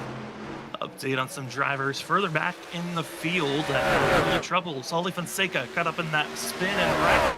24 is only able to get up to 18th position. Jarrett Talmadge, who lost tons of ground after being spun around, our points leader, up to 15th position. He is still on his search moving forward as he's now got his sights set on Noah Steele. Isaac Shelley up to 13th position. And the other top 2 championship contenders, you got Vincent Sora in 2nd, John Forbes in 5th. This is the 2 drivers that Jared Talmadge is running down. Yeah, Jared Talmadge is definitely trying his best to close that gap as much as possible. He does not want to see that lead shrink away from him in these closing few races and see that championship just get taken from his hands in the last few. That would be heartbreaking for the 27, and especially with how a few of these races have played out. You know, I look back to Phoenix, he was running so well there, leading up to one point. You know, it was really going to be a battle between him and Vincent Sora. Some cautions kind of played a factor there. Just got caught out on a few restarts. Didn't really get the run he would like there, and Forbes gaining a ton by winning that race. And then you have Vincent Sora win the next race at Darlington. It's just been back-to-back races where Talmadge has seen that lead chopped by the 2 drivers he does not want to see do it. Yeah, and I mean, it's been a fun season to watch on the 3 drivers that are currently our top 3. The fact that they are the ones that have won in the chase so far, and it's kind of been looking at the change of guards, you could say. Vincent Sora, the driver that won the inaugural season of the ISRC Truck Series, he was the original dominator of the ISRC Truck Series. He was winning everything at the time. Took a break from running the Truck Series, and that's when we saw the emergence of John Forbes. He didn't win that 2nd season, nor the 3rd, nor the 4th, but it came full circle at season 5, then dominated season 6. Last season was unstoppable, it felt like. This is the season where we're seeing that 3rd member of the guard showing up. Jared Talmadge, he's been learning, he's been growing, And Zach, it really feels like we've got the past champion, the current champion, and the future that are all running for this Season 8 championship. That is a great way to put it, Sam. I gotta agree with you, man. They just really seem to be that way. His whole battle for the lead, actually, as we're saying that, is Vincent Sora wants to take control back of this position, but it's Jared Talmadge's teammate, Thomas Green, who, like I said, these two teams are, cordial when they work together. But I think, Thomas Green, you're going to be trying to help your teammate, Jared Talmadge, here and not let this 15 scamper away. You do not one bit. We saw once Vincent Sora was able to get by for the lead in that first long green flag run, built up to almost a 4-second gap lead.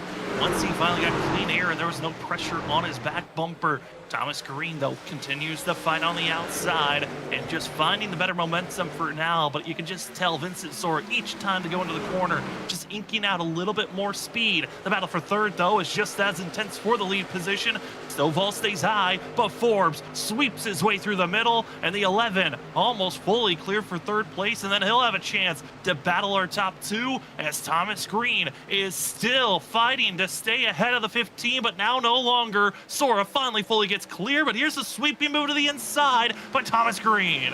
We'll see King Green make the bottom side work, or does Sora soar around the outside? And it looks like the 15 will get the job done, hand the lead over to him. But I tell you what, I love what Forbes has done this run. He's worked his way up to third, and he's done it so quietly. You normally see John Forbes on the go button from the drop of that green flag. No, he's been backing it up early in the run. He really found that kind of space to save the tires, and I'm interested to see, did he save enough this run to be able to have something to battle with this teammate Vincent Sora, who drove away from him last run? This is where you really see high-level sim racing, when a driver can change previous runs and improve on the next one.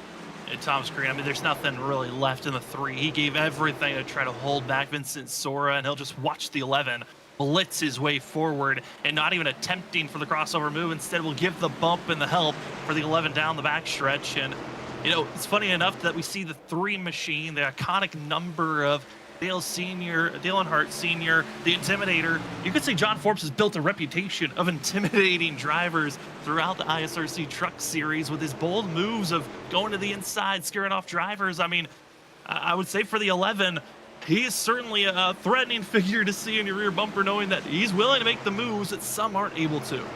That's exactly right, Sam. Yeah, he is one of the drivers that is willing to put it on the line and take the risk. So it is definitely a trademark of his. As right now we're checking out this battle for the 11th position. It looks like Shelley making his way forward finally after having to start out back in this race, and he's going to make that pass on Eric Stamp to move himself up to 11th. Now he'll be setting his sights up to Joshua Kanata, but it's about a second and a half up the road. Still a lot of time to build up and find that spacing to go forward. Other battles that are also happening. See the 53 of Eric Stamp trying to find his way to go forward. Eric Stamp's teammate Logan Brakey is currently in a fight with Noah Steele back in 14th and 15th position as they go back and forth. Former drivers that were on teams. This was former Armadillo Motorsports teammates as Noah Steele tries to find a get around this 29, but Logan Brakey holds strong on the outside. Here comes Justin Smith to the inside groove. Putting his name in the hat of drivers that would like to move forward. Justin Smith, again, caught up in our first caution of the day as he had an incredible qualifying run for the 45. Qualified in that 8th place spot. Noah Steele qualified in 6th. They're both trying to find a way to get back into the top 10, but this is going to be a rough time to get by. One of the toughest drivers to get by later on in the run. It really is. These drivers do an excellent job of just running that top side and carrying momentum. That is one of the really key things to be able to defend here really well as these battles are going on. Is we say all this. I talked about John Forbes figuring it out and maybe having something for his teammate. Well, it is go time now because the battle for the lead is on. John Forbes has caught up to Vincent Sora, and I've seen Sora. He started to move around and try some different lines. So that tells me he knows he has to find something here to hold back this 11. And John Forbes, I mean, last time we ran here at Rockingham was back in Season 5. Forbes, that race, he didn't get the pole. Actually, Olifant grabbed the pole that day. It was the 11 of Forbes, though, that led the most laps. 129 of 170 laps were led that day by the 11, and he ultimately won by over 3 seconds over the 24. Here tonight, you thought maybe Vincent Sora could try to find some speed to stop this 11.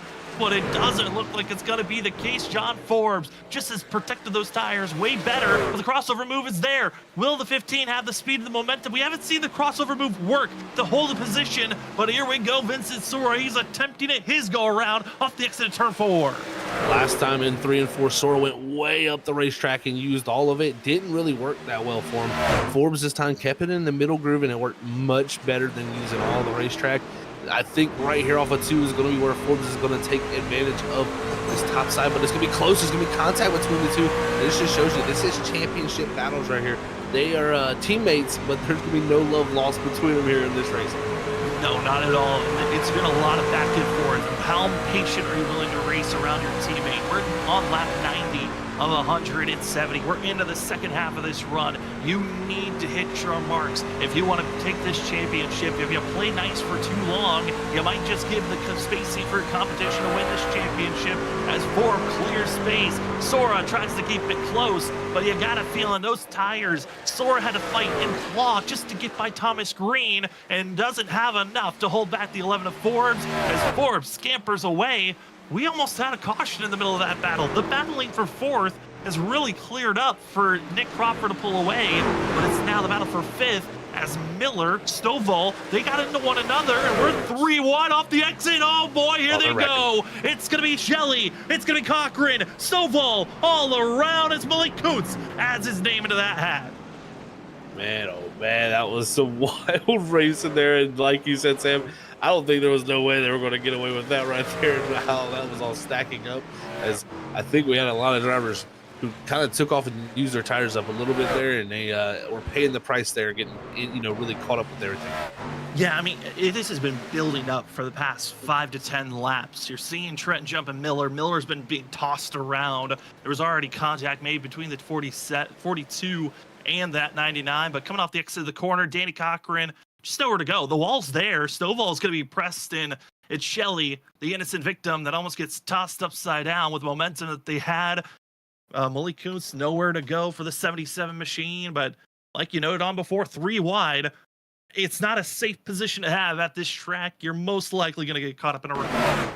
That's for sure, yeah. Especially off the exit of 2, man. This place tightens up very, very fast. You see Cochran, I mean, he was using every bit of the track there to get to the outside, and that safer barrier being there is going to play a factor, and right there it just sends him down into the 42, and everything goes haywire from there. So tough break for Stovall, who sent around. Same for Malik Kuntz, who gets caught up in that, and those drivers just going to have to figure out how to reset now from this and try to work their way forward. I tell you, who's probably a fan of that caution was probably Vincent Sora, because I think now he's going to say, man, I got to do something different on this run.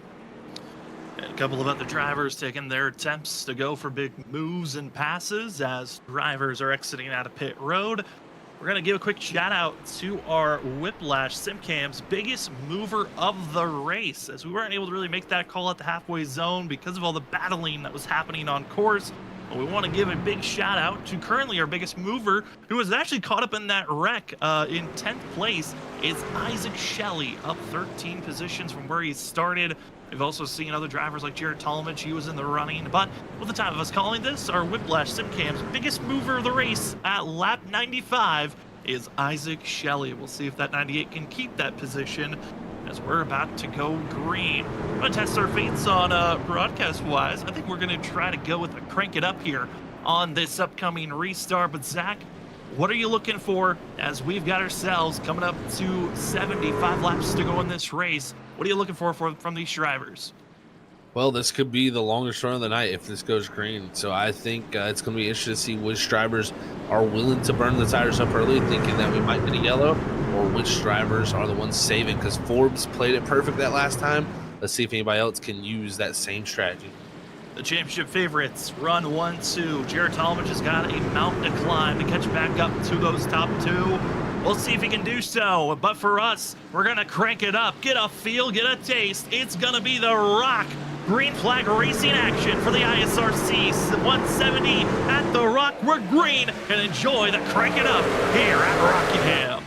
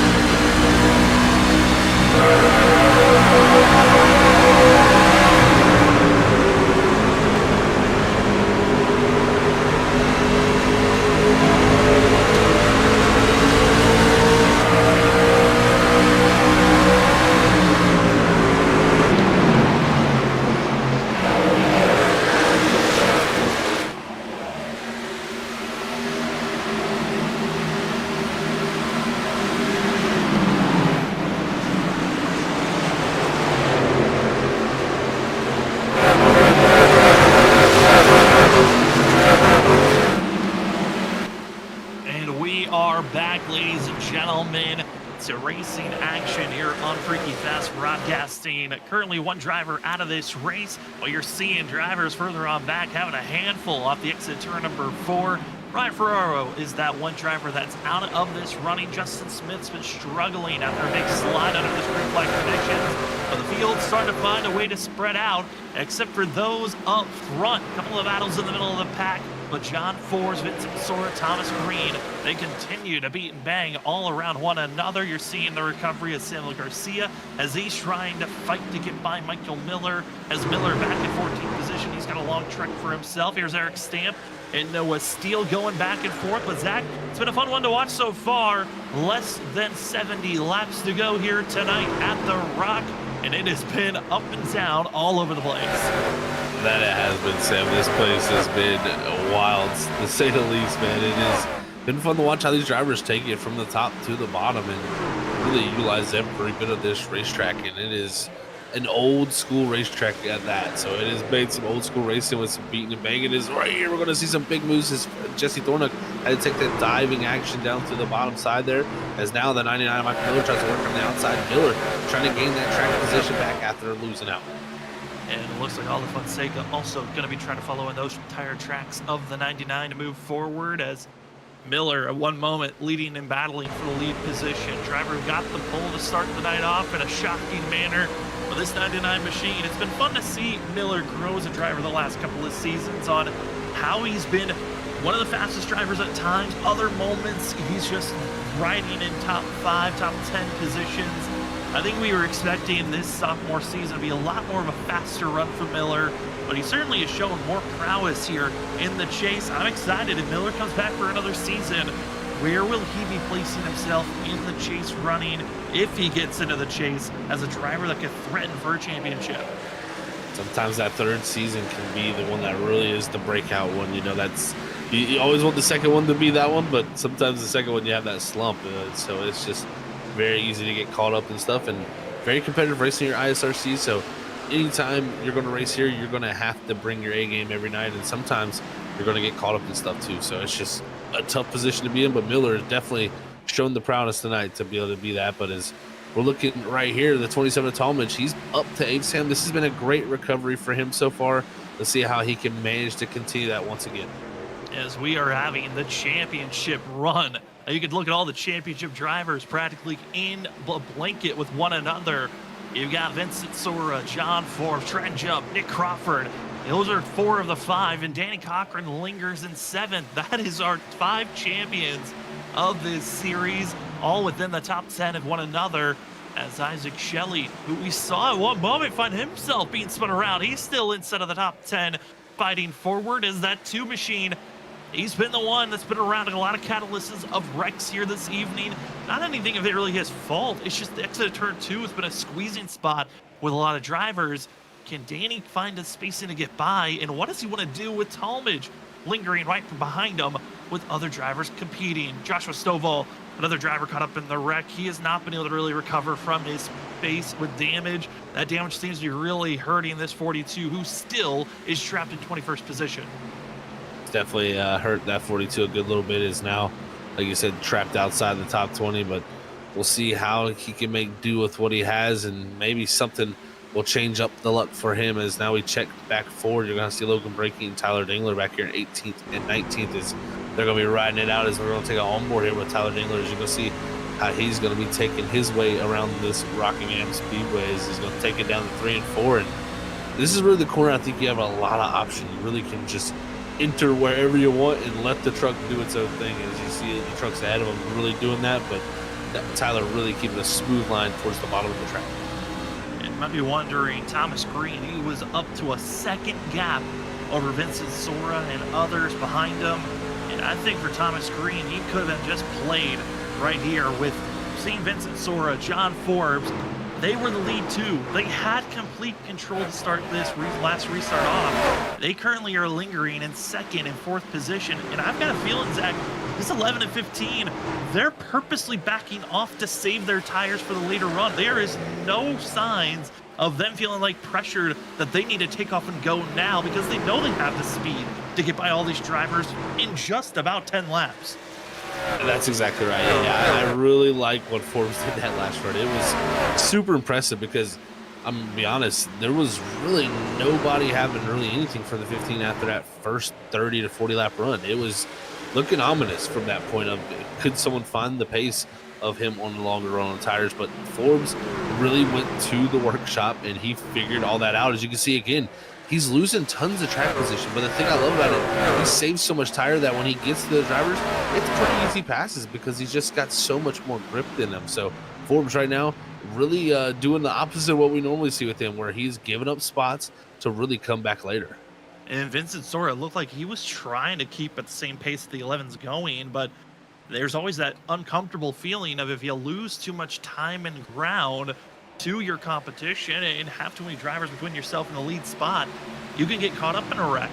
And for John Forbes, he's had, people hate to say it, but you need a little bit of luck in racing. John Forbes has had incredible luck of being around wrecks, but avoiding them. And it looks like he's got the confidence of, hey, I might fall back. I might be in the clutches of all this danger, but I can get through it just as easy because I've got this lucky horseshoe somewhere protecting him. That's for sure. Yeah, I've definitely seen that thing in use a few times out there on track myself. So I'm gonna have to figure out where he buys that thing because I think it could be useful for a lot of drivers.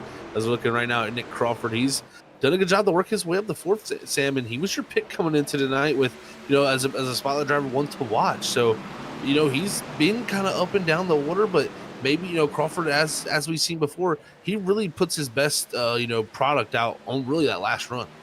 He really does. Here's your race report. Currently, 4 cautions have been thrown out, and that will tie the lowest caution count we've ever had. The last 2 times we've raced here at Rockingham, we've only had 4 cautions, and they've all finished up with that late caution being in the middle of the race. We have gone clean and green to the end, and it's come down to who's just got the fastest vehicle at the end of the race. We do have one driver that has called it an evening joining Ryan Ferraro. That's Eric Stamp, and it looked like he might have had a mechanical issue and just decided to leave the server automatically because he came off. He was running right in the middle of where Miller and others were running around 11th and 12th position, just dropped down to the inside pit wall, going into turn number 1 and left the server there. So an odd spot for the 53 as Stamp will finish in 23rd position. Looking at other battles happening on course, John Forbes from the lead all the way down to now 7th. He just continues to fall down this grid.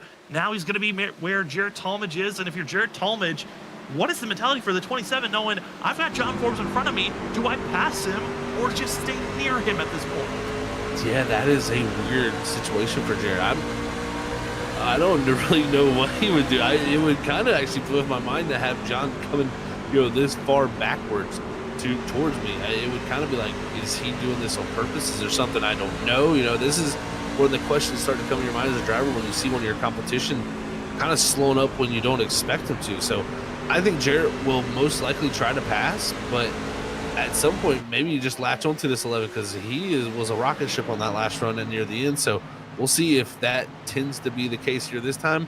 But I will say he gave up a few more spots this run. Jared Talmadge again entered tonight as your points leader in this chase run. It is about who has the most points out of the 12 drivers that made it into the chase after 5 races. Who's got the most points wins the season's 8 championship.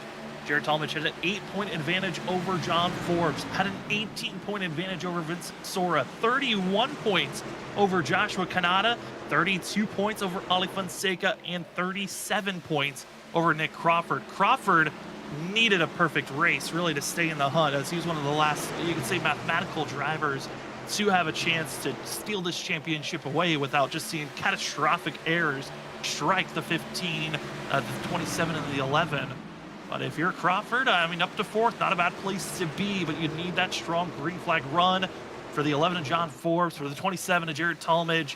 When will that green light switch that it is go time? My guess, probably going to be 30 laps to go. That's going to be my zone, I'm assuming, that they're going to take off and go, but they might think later, they might think sooner, as we are closing in on 40 laps to go right now, as Michael Miller now going to be pulling off into pit road.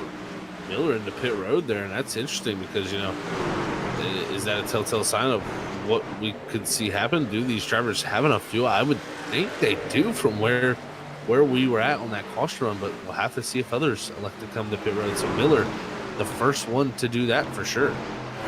Looking to see if there's maybe any contact made in the wall. I haven't seen anything. He now pulls into pit road. We'll continue to watch to see what our pole sitter does under this pit stop as see Malik Kuntz, Sully Fonseca, they go side by side with their battle. That's currently for 10th position. With our current leader, Thomas Green, he's been kind of in his own zip code for most of this green flag run. But watch out, Vincent Sora is closing in. That 15 is finally there, and usually when Sora gets in within this distance, it's within 3 to 4 laps that he's gonna make the pass. Yeah, that's for sure. I think this run too didn't really stay as tucked up with those leaders like he did before. Sora definitely knew that he hurt his stuff last run. It's going to be interesting to see, is his saving going to be comparable to John Forbes with his saving all the way back to 7th? We're going to really, I think, get to have a telltale sign. And how hard does the 3 fight him? Because we saw he fought pretty hard last time before the lead, but then after he fell to 2nd, he kind of let the passes really go by. So I think if you're Green, you're probably going to try to hold this lead, and if anything, try to take away that most laps led from Vincent Sora. That could be a huge help for Jarrett Talmadge. And there's a couple of different weird scenarios going on right now. You got Vincent Sora trying to make the pass for this lead position. Back in 6th, you got Danny Cochran and John Forbes, and it looks like Forbes might have given himself the green light. It is go time to finally start making some of these passes up. Danny Cochran, on the other hand, he's not letting his teammate just drive on by. He is fighting to stay in this position. I think for Danny, he knows he wants to at least keep it close with Isaac Shelley, while the 11 knows, hey, the driver I'm racing is going to be for this win. Exactly. Yeah, I think these are definitely some interesting predicaments that we're seeing play out for sure. Is right now a lot of drivers definitely having to figure out when is the go time, like you said, Sam. And I think that is going to be an interesting thing because we've had 2 drivers pit, Michael Miller and now Martin Morales. So will they have to come to even the pit road? As contact between the teammates off the exit of turn number 4 going to be made.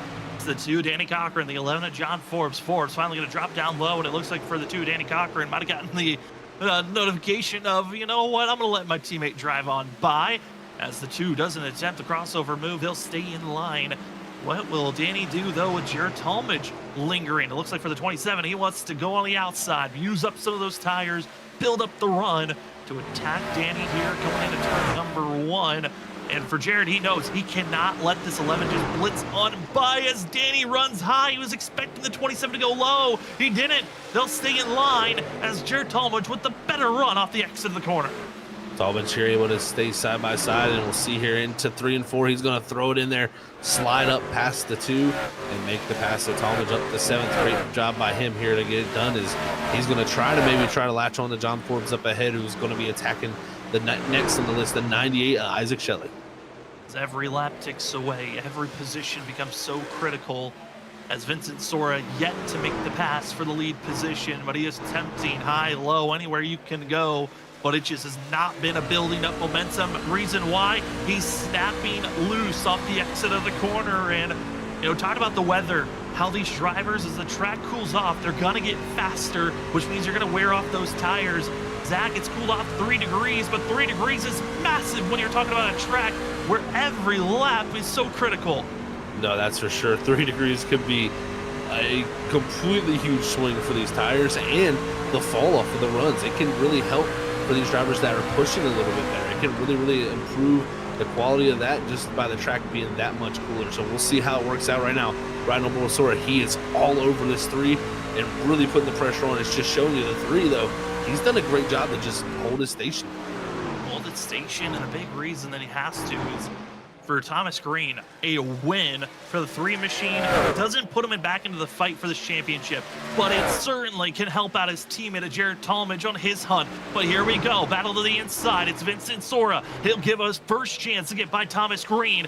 Sora needs to make this pass as cleanly as possible, because if he doesn't, Forbes could be knocking on the door in those final laps, and Sora could have nothing for him. It's the 3, the 15, big slide jump move, able to clear with Sora as Thomas Green fights back to the inside.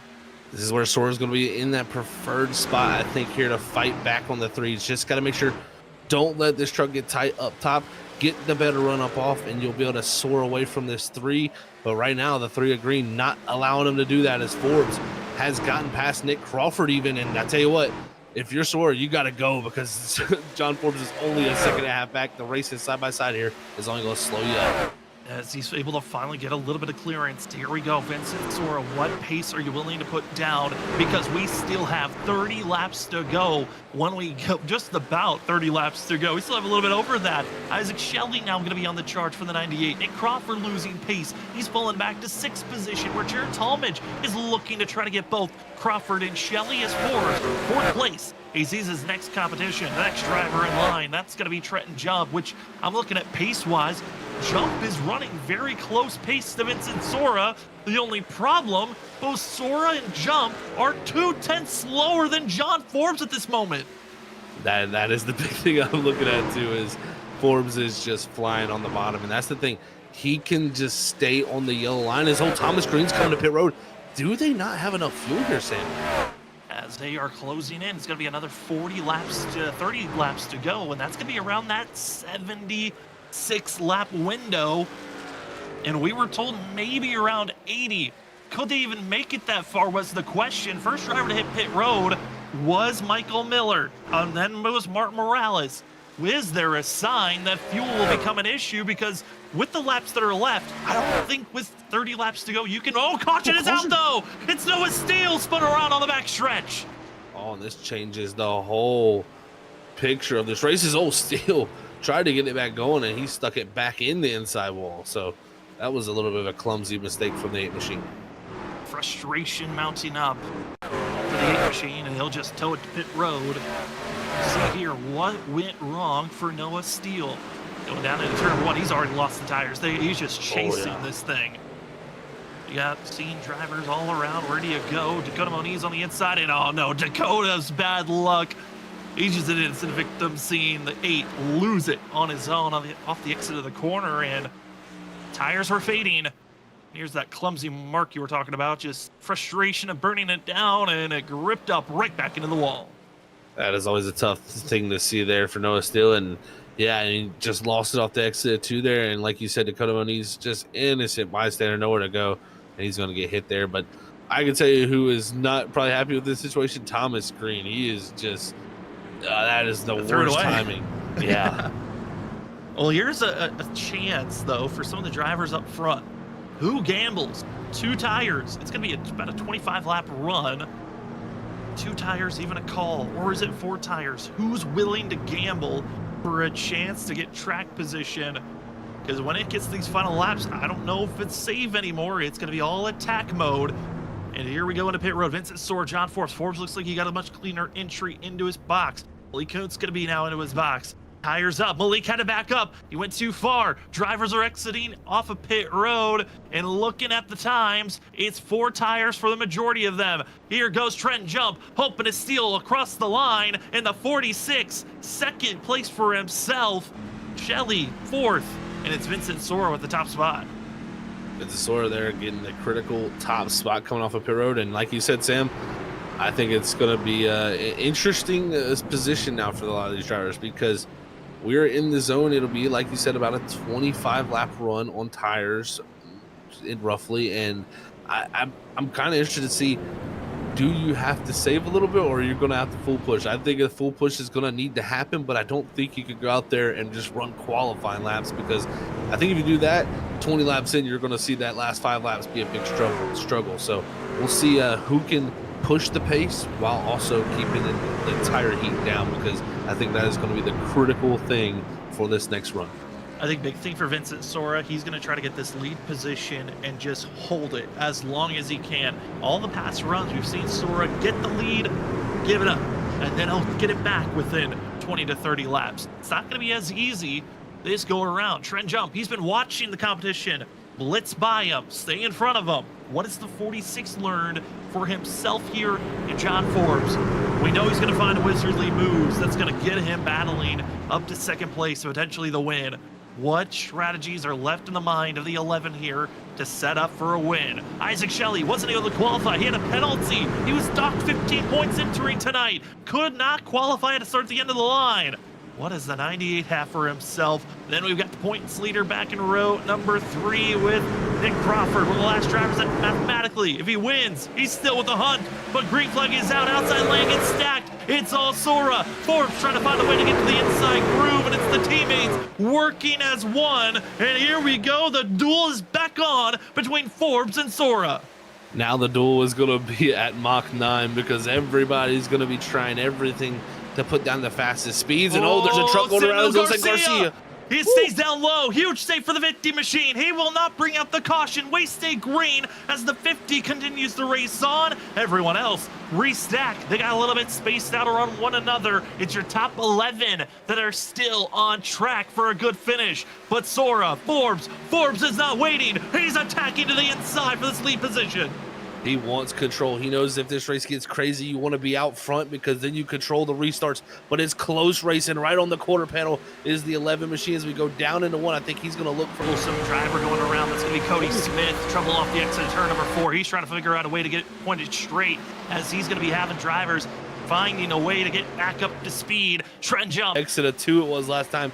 And now look, it's going to allow Sora back to the inside here down in the 3 and 4. I think this is going to be a continuous battle between these two. If you're Trent Jump, if you're Jared Talmadge, it's going to make a contact almost wrecking.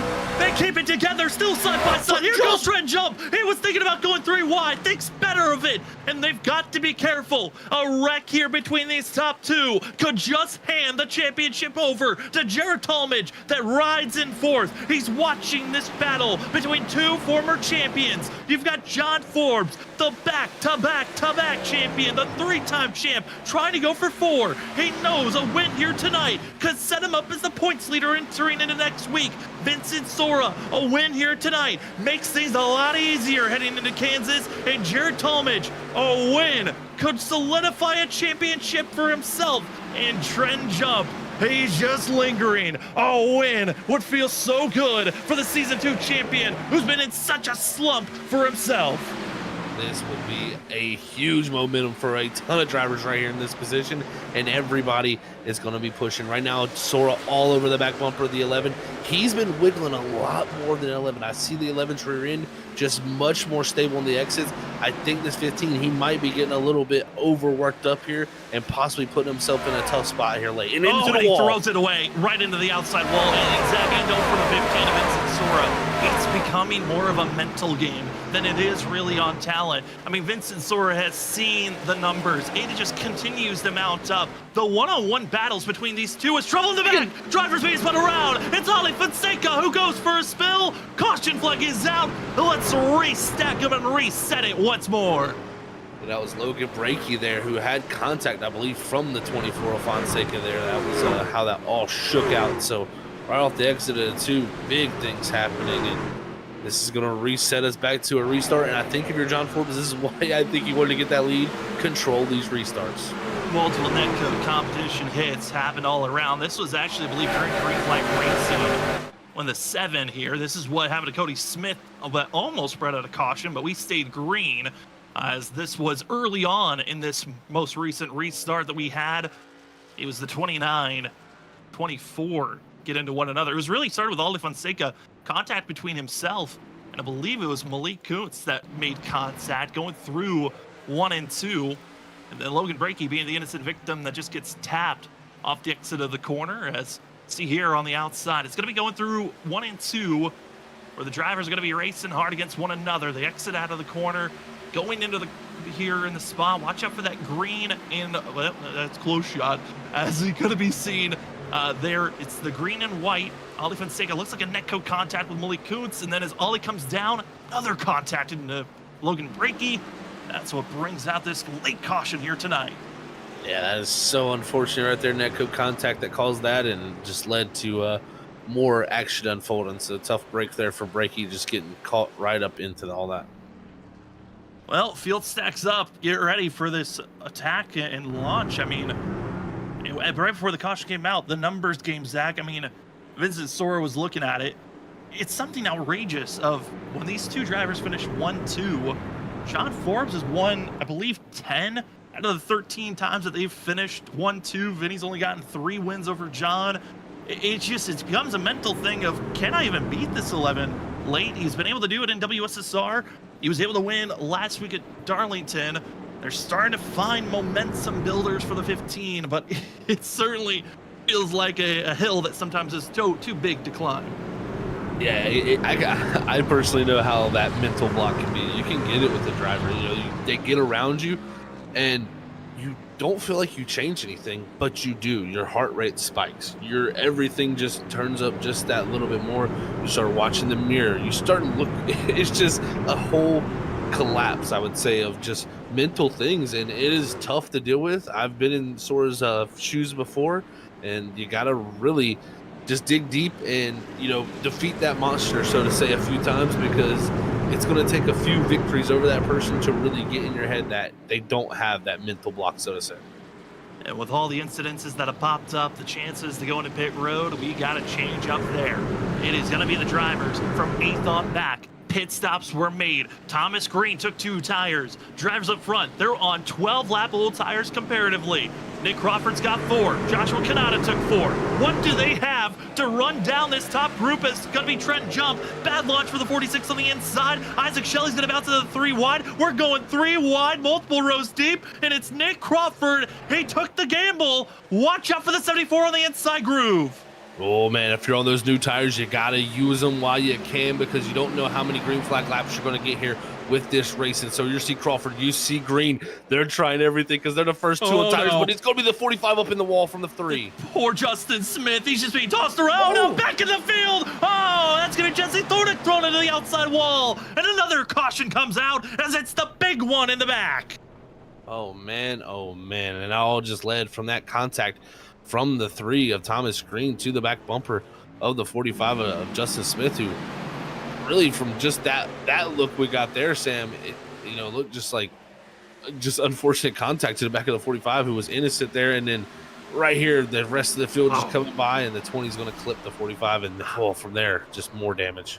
I'm curious if Justin, after he made that initial hit to the outside wall, if he lost steering and he thought he was going to be able to steer out of this, or what happened to him, because there's the contact, throws into the outside. That's close to that outside wall. And yeah, you can see he's trying to turn over to push it to the right, but he's lost complete steering. It was out of his control on where that vehicle is going. Yeah, he was donezo. You can see even the lopsidedness of the truck out rolls here, and you can see just making his way here, and on those little bit older tires in front of the new tires, and that can be the worst position to be in. As you can see, just turning right, but it's not going to go right for him. But that could be always the worst position, say, when you have those brand new tires right behind you on a restart, and you know that you're the first one that's going to be, so to say, in the danger zone. Jesse Thornick going to be required damage. Justin Smith required damage. Black flag given and required damage. Cody Smith. So here's what Cody Smith saw for the 7 machine. Comes away with heavy damage himself. Just drivers racing aggressively all around, and then Calamity. Greg's all in front of him, trying to go where to go, and ultimately just clips where the 45 is, and that is the end of the day for Cody Smith, or could it be? He's trying to find his way into pit road to get service done. We'll have to see if they can get that service done, but I tell you what this caution did, it really hurt the new tires case for having a good shot at this thing, because the less green flag laps they have here, the more that this old tire is going to fire off pretty well, I think, with the cooling down here. Looking even at the lap times right before we got that yellow, I mean, Forbes was only 2/10 off of his fastest lap of the race, and if anything, the cooling down should bring those tires right back into a pretty good range to where they can put down some fast laps. So I don't know if the new tire is going to be too big of an advantage now with the lessened green flag laps we're getting here, but it's still going to be I think an interesting case to watch how this all shakes out. And if you're on new tires, you're going to have to full send. Playing the games, where do you want to place yourself? And for John Forbes, he will go to the outside. We're seeing Trent Jump, who's been struggling on these restarts, get a good launch for himself.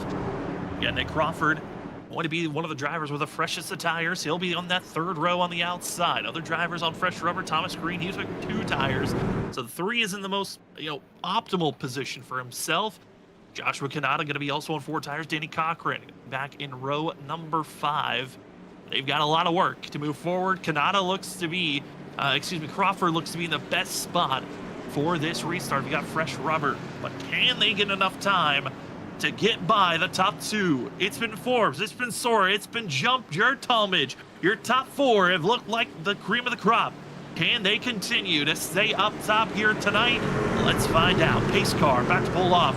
It's time for the ISRC 170 at the Rock to conclude. 10 laps to go as green flag is out. Jump gets his best launch he's had all night long, keeping it side by side with Vincent Sora down into turn number 1. We'll see how they can make this work. Crawford, though, on that outside line, he's going to have the ability here to drop low. Does he immediately go for the move on Jump? But they're wrecking farther behind, and this is just going to help more of the tires. You could now almost seal it for John Forbes as it's more calamity down into turn number 3. Miller, it's going to be also Danny Cochran. Spun around, looking the wrong direction for the both of them. That is another wreck, another caution. And this is going to put us around a 4 to 3 lap window of laps left in this race. As we take another look at it from the chopper cam, where are these drivers? I mean, they're all going for all this speed. You got old tires versus new, all in this mixture. And Thomas Green, where will he go? Bouncing was Miller. Danny was trying to get through, but that little bump to the 99 really is what sealed it all.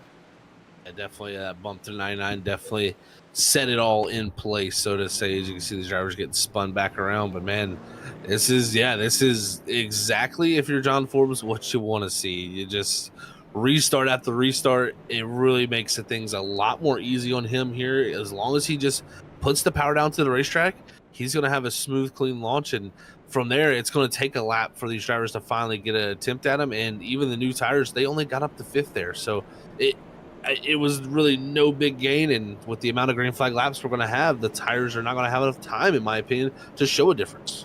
No, and I'm concerned for those that are in the top 4. I mean, I don't even know if they're going to have a chance here on John Forbes with this upcoming restart because of how big of a gap he's been getting on each and every launch. This 11 has just been in complete control to where there's not even enough laps for them to run him down. This is going to be, if you're second, Vincent Sora, if you're going to be running behind the 11, if you're Trent Jump, you need a perfect restart here. Stay on that back bumper and stay as close as you can to attempt to pass. Or, like we've seen in the past, if you want to ruffle some feathers and give a bump to make the pass be made, you got to stay close. That is the only way you're going to have a chance to win here tonight.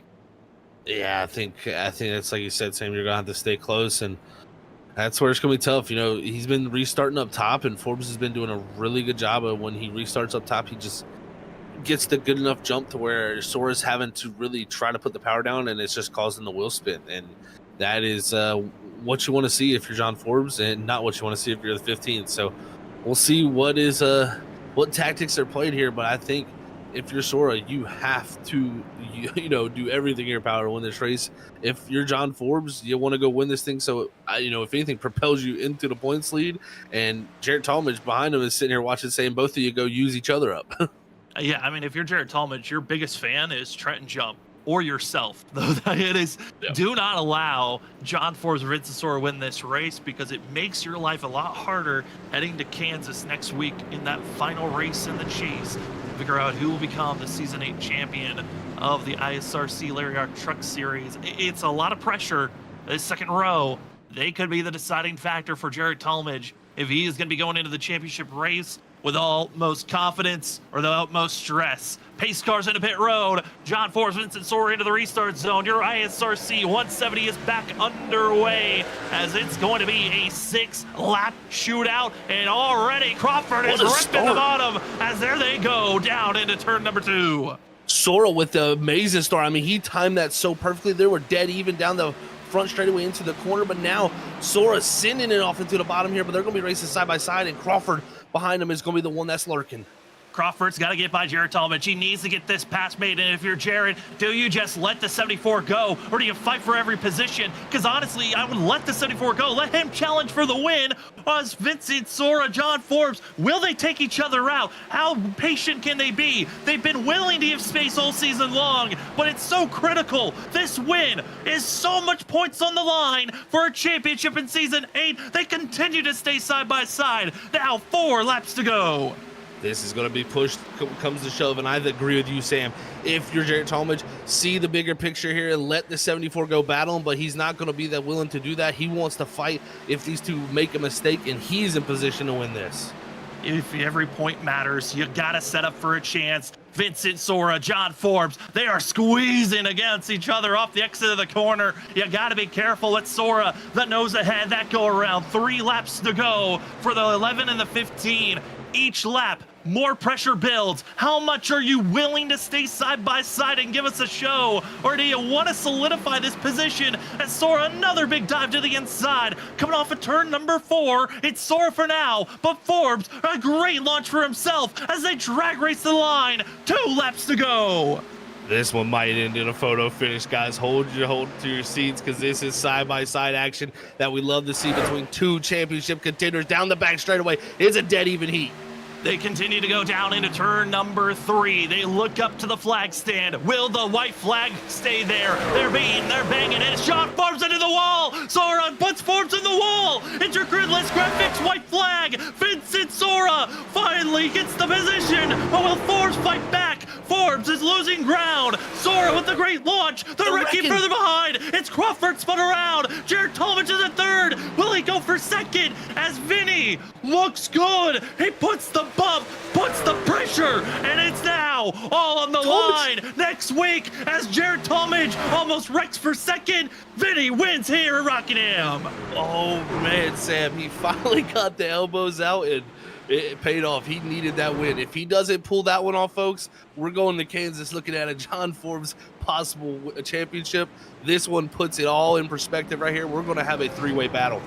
We might have these points at the end of tonight be down to almost a 5-point difference, if not 6 or 7. It is going to be a duel between 3 drivers. With Vincent Sora winning, we feel like he might have also gotten the most laps led bonus point. That's 13 bonus points on top of this win that this 15 just grabbed. John Forbes, he took some bonus points and finished ahead of Jared Talmadge. This is going to be a fun duel to watch. You cannot miss it next week. Kansas is going to be a blast to watch as Vincent Sora enjoys this one. He puts himself back into the picture for the championship run. It was a blast to call, and we will be back. There's more coverage. We get to talk to the aftermath. Vincent Sora's happy. What is John Forbes feeling? We'll have to find out with the post-race show where we talk to Vincent Sora, John Forbes, and Jared Talmadge right after this.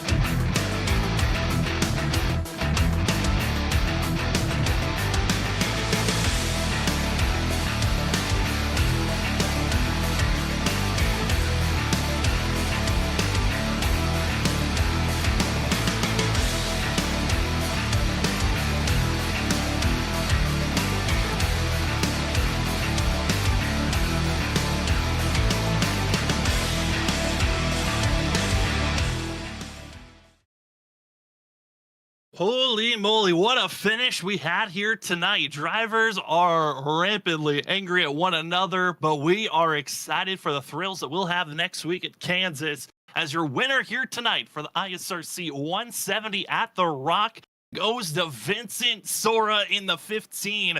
What a run for himself after not getting the points that he was hoping for at Talladega. He is just ripped off. Great finish after great finish, and now goes back to back In the chase, we had Victory Lane. We got Vincent Sora with us. Vinny, you got the move done. You get the win. This makes things a lot more doable for a championship, but how are you feeling after tonight's run? I feel really good. I think I had a ton of speed tonight. I feel like I was probably the best on the long run, other than that one time where John stayed behind Thomas and I. I was definitely a lot better on the initial run of the race tonight than I was the rest. For some reason, I just kind of started losing the rear on the other runs, but I still think I was really, really fast and definitely fast enough to put the thing in victory lane. And then there late, we got a few yellows, and John got out ahead of me. He was really good on the short run tonight, yeah, I was worried that I was going to be caught behind him, and I got a few really good restarts. I timed it really well. On the last one, I think I kind of got him to go when he didn't want to, and I was able to just really fight on the bottom there. I was surprised at how well I was able to stick down there. The top is a lot quicker when you're trying to make a pass or just defend a position, but yeah, I mean, it was a dogfight as it always is with John and I. I think, I don't know if I'm allowed to say this word, but netcode kind of sent him up into the wall there out of 4 coming to the white flag. I definitely didn't mean to put him in the wall. I was trying to use him up a little bit because I knew that was my chance coming out of 4, and I needed to have him, not with a nose ahead of me going down into 1. But yeah, it looks like it kind of just did that weird little bounce up the track for him. I hate to do that to him, but also at the same time, going for a championship, I've lost so many of these to him, and these late race scenarios like this, I just couldn't afford to lose another one, and I need all the points I get. Definitely getting all the points you could get here tonight, Vincent. I mean, this is going to make it very, very close, but, take us through the situation there late, because like you said, you timed the restart well, but we're even worried about the tires that, a few drivers from about 8th on back came down pit road. Of course, they didn't get the green flag laps they probably wanted, but were y'all concerned about those tires? Yeah, I was a little bit worried when I saw Nick was up there. I figured if he got a good enough restart and passed like 1 or 2 trucks, he was probably going to get around me pretty easily, just because I was going to be stuck in the dirty air. But yeah, like you said, we really didn't get a green flag run long enough for any of those guys to utilize them. And I think John and I were just so hyper focused on one another and clicking off lap times up there that it really didn't even matter. So yeah, I think just down there at the end, it was just kind of John and I, the John and Vincent show as always here, yeah, just glad I could get it done. Well, Vinny, with this run, it makes things a lot closer in the points. Based off our rough estimate and guess, it looks like it's going to be around 7 points or less between yourself, John, and Jarrett heading into next week's at Kansas. What is the confidence knowing we're heading to a mile and a half where we've seen, mile and a half have been very good to you in the past? What is the confidence heading into Kansas? Yeah, I mean, the confidence is definitely high. I need to get a win for sure. I think that's what wins championships over here is wins.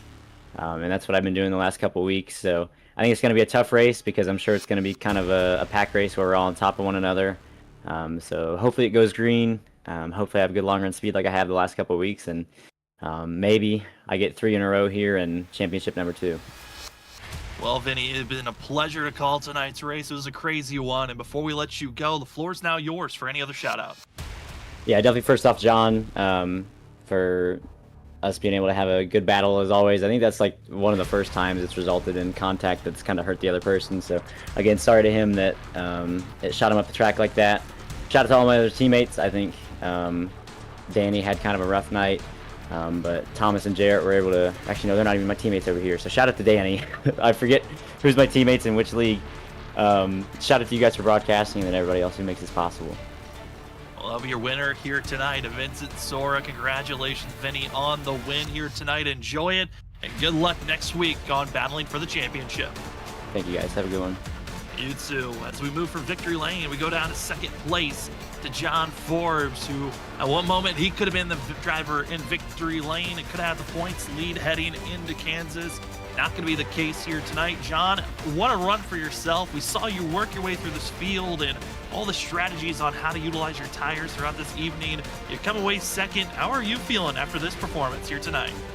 Yeah, I'm really just excited for next week. We almost had the win here tonight, but it looks like we're going to be almost all tied in points. So looking at that, it's going to be like whoever wins the race next week is going to be the champion. So it's cool that we were able to set it up that way. But yeah, obviously I would have loved to get the win tonight, but I can't complain with second. I mean, I got into the wall from netcode pretty hard after me and Vinny were battling it out pretty good in the last few laps. So I'm happy the right front stayed on it. It definitely like killed the truck, but I'm just lucky I was able to continue and hold on to second. So I can't complain about that. But overall, the run tonight, I was just super frustrated at the beginning. I mean, it was just really hard to I just burned my tires off, plain and simple. And I kind of had to just figure it out through the rest of the race on how to save the tires.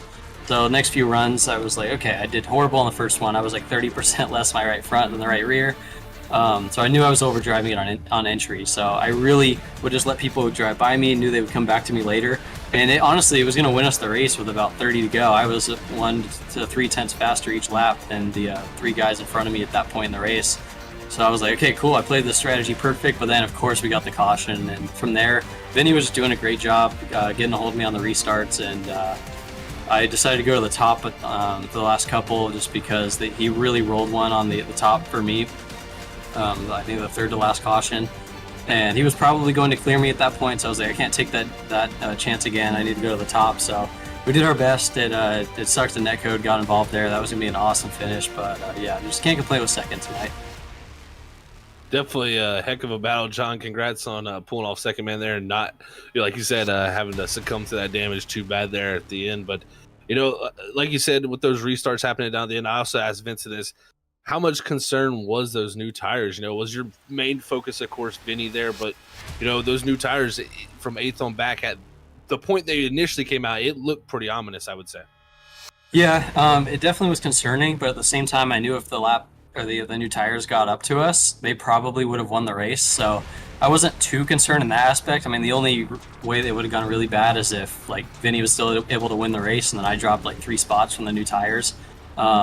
But besides that, it really would have had to go just one way with those tires. But yeah, I was definitely curious on how it was going to work out. But once me and Vinny were side by side for about 3 laps, and they weren't really making any headway, I was like, okay, it's not too bad. And we kind of got an example of that at the beginning of the race when we got a caution on lap 10. And a few guys took tires, and I don't know, it's a huge advantage. But with how you have to really save them, if you're pushing hard, you heat the right front up too much, and then you're almost evening out, or even worse than the old tires if they're saving. So.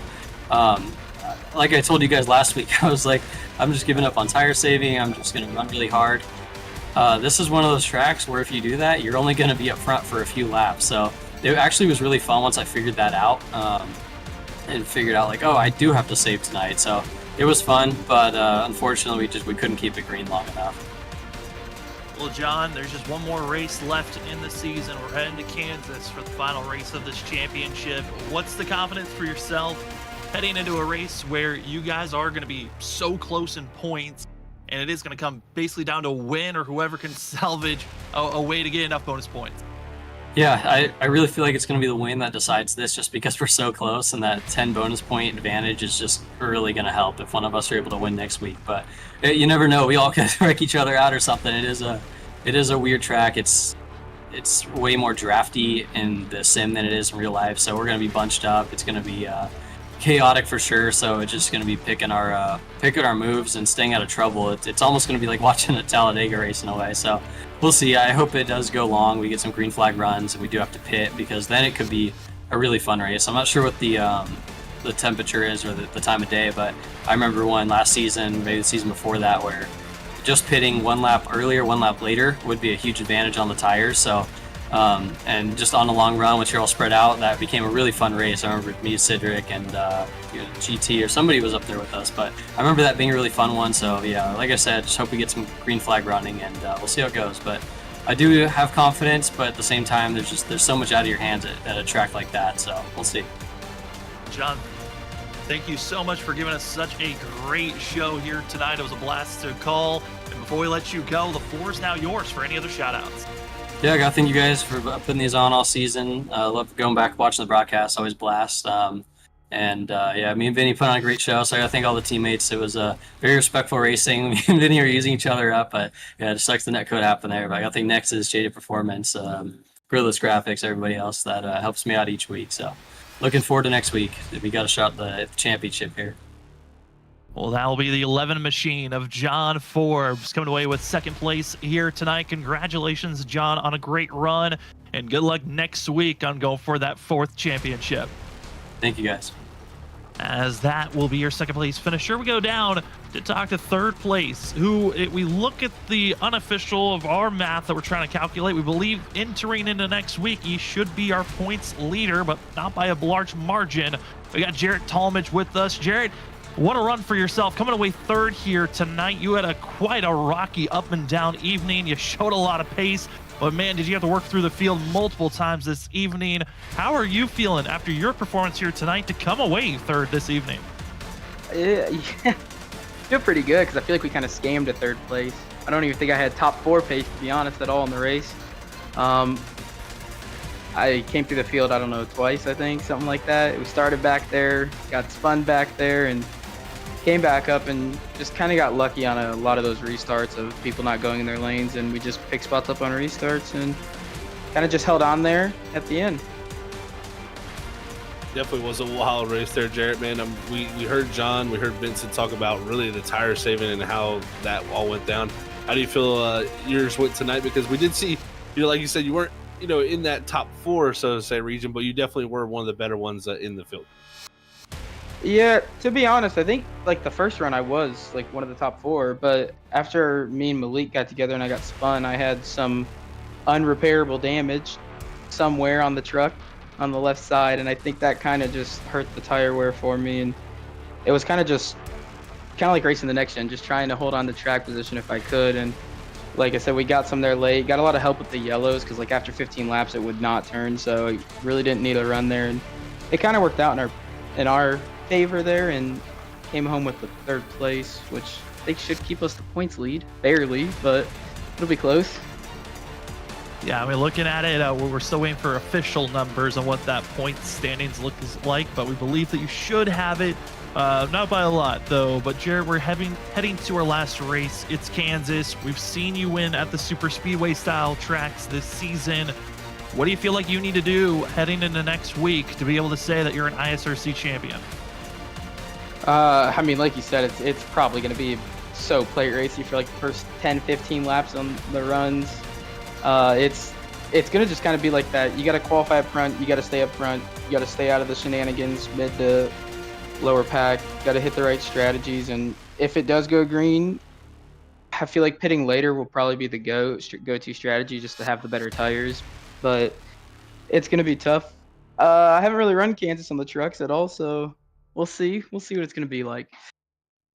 Well, we're excited to see what you're going to bring, Jarrett. It's been a pleasure to call you for this season, see your growth as a driver throughout these last couple of seasons, and we can't wait to see what you got next week at Kansas. But for tonight, the floor is yours for any other shout-outs. Yeah, like shout out you guys put on the broadcast, everybody who runs the league. Shout out to Justin Forbes, Gridless Graphics, for the sweet paint. Shout out to all my teammates, Ike and Tom. Yeah. Well, that will be your 3rd place finisher here tonight in the 27 Gridless Graphics machine of Jarrett Talmadge. Jarrett, congratulations on this run, and good luck next week on trying to fight for that championship. Thank you. As that will be our top 3 and our only interviews here this evening, as we had plenty of action throughout the night and a wild one. I know drivers are still irritated at one another as they were talking after the race was over, now in Discord, but unofficially here tonight, it was a wild one, but man, it did give us a show as Vincent Sora will take away the win here tonight. John Forbes in 2nd, Jarrett Talmadge 3rd. Those will be your top 3 for this evening's race, and your top 3 entering into the championship final race at Kansas next week. Cannot wait for it. I know the drivers are already amped up. We are as well. 4th place will be Thomas Green, with Trent Jump taking 5th. Joshua Stovall able to recover for a while there late. He was running back in the 22nd, 21st position. He ramps back up into 6th with Isaac Shelley with his recovery run up to 7th. Joshua Kanata 8th. 9th is Ali Fonseca. And finishing out the top 10, it's the 77 of Malik Kuntz. Our biggest mover today, taking away our Whiplash Simcam's biggest mover. Give it to the 7th place finisher of Isaac Shelley in the 98. Definitely a wild finish for a lot of those guys in the top 10, but as you look through the rest of that order, I think one of the biggest ones there has got to be the 17th place driver, Nick Crawford. They're late on the new tires and just got caught up in a late race accident, and he's going to fall all the way back there, Sam. So that's just a tough break. And others in the list here, as they were multiple laps down, nights ended early with the Rockingham being just a very tricky track for sure. It certainly brought out the best, the worst, and it was a pleasure to call there late, watching the two teammates of Vincent Sora and John Forbes going back and forth in the waiting of is there going to be a wreck or not. Entering into next week, it is going to be some fun racing action to see, but if you can't wait until then to see some great racing action, don't you worry. We got you covered for this upcoming Wednesday. If you want to see something new and something that could be a handful, we've got the Next Gen Cup cars for the WSSR VRS Cup Series heading to Portland. Zach, I was watching you last Wednesday doing a little bit of practice there.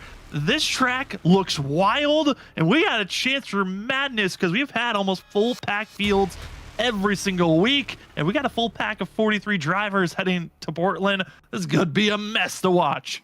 Yeah, I think the first 5 to 6 laps are probably going to be crazy, especially into turn 1, and a few of the corners are pretty ambitious corners, I'd say, and it's got some also very narrow spots too. So it's a interesting racetrack for sure. And then I think lap traffic could even be a big thing there. So I think it's going to be quite the race to watch, especially if we're bringing out 43 cars. You never know. Sometimes we get those numbers on road courses too. So it could be a very filled track.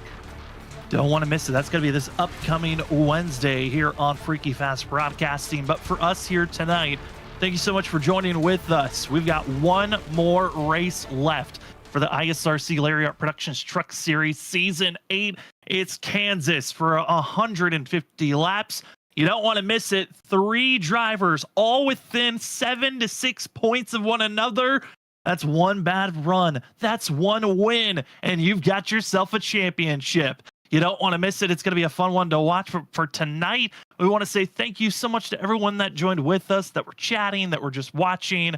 We are so honored and pleasure that you feel like joining with us on your Monday evening to watch the ISRC Lariat Productions Truck Series. But for myself, Sam Dyer, for Zach Hall, for our producer, Robert Moyer Jr., and everyone else from Freaky Fast Broadcasting, thank you for joining with us. If you enjoyed the show, remember to like and subscribe, as we've got more racing action to give you throughout the week, as we will see you next week to crown a champion for Season 8. If you can't wait until then, we will see you Wednesday night for some new racing action. Next Gen's Portland. Who can survive? Who can stop Gavin Rogers? We'll have to find out, as that will be our next Freaky Fast broadcast.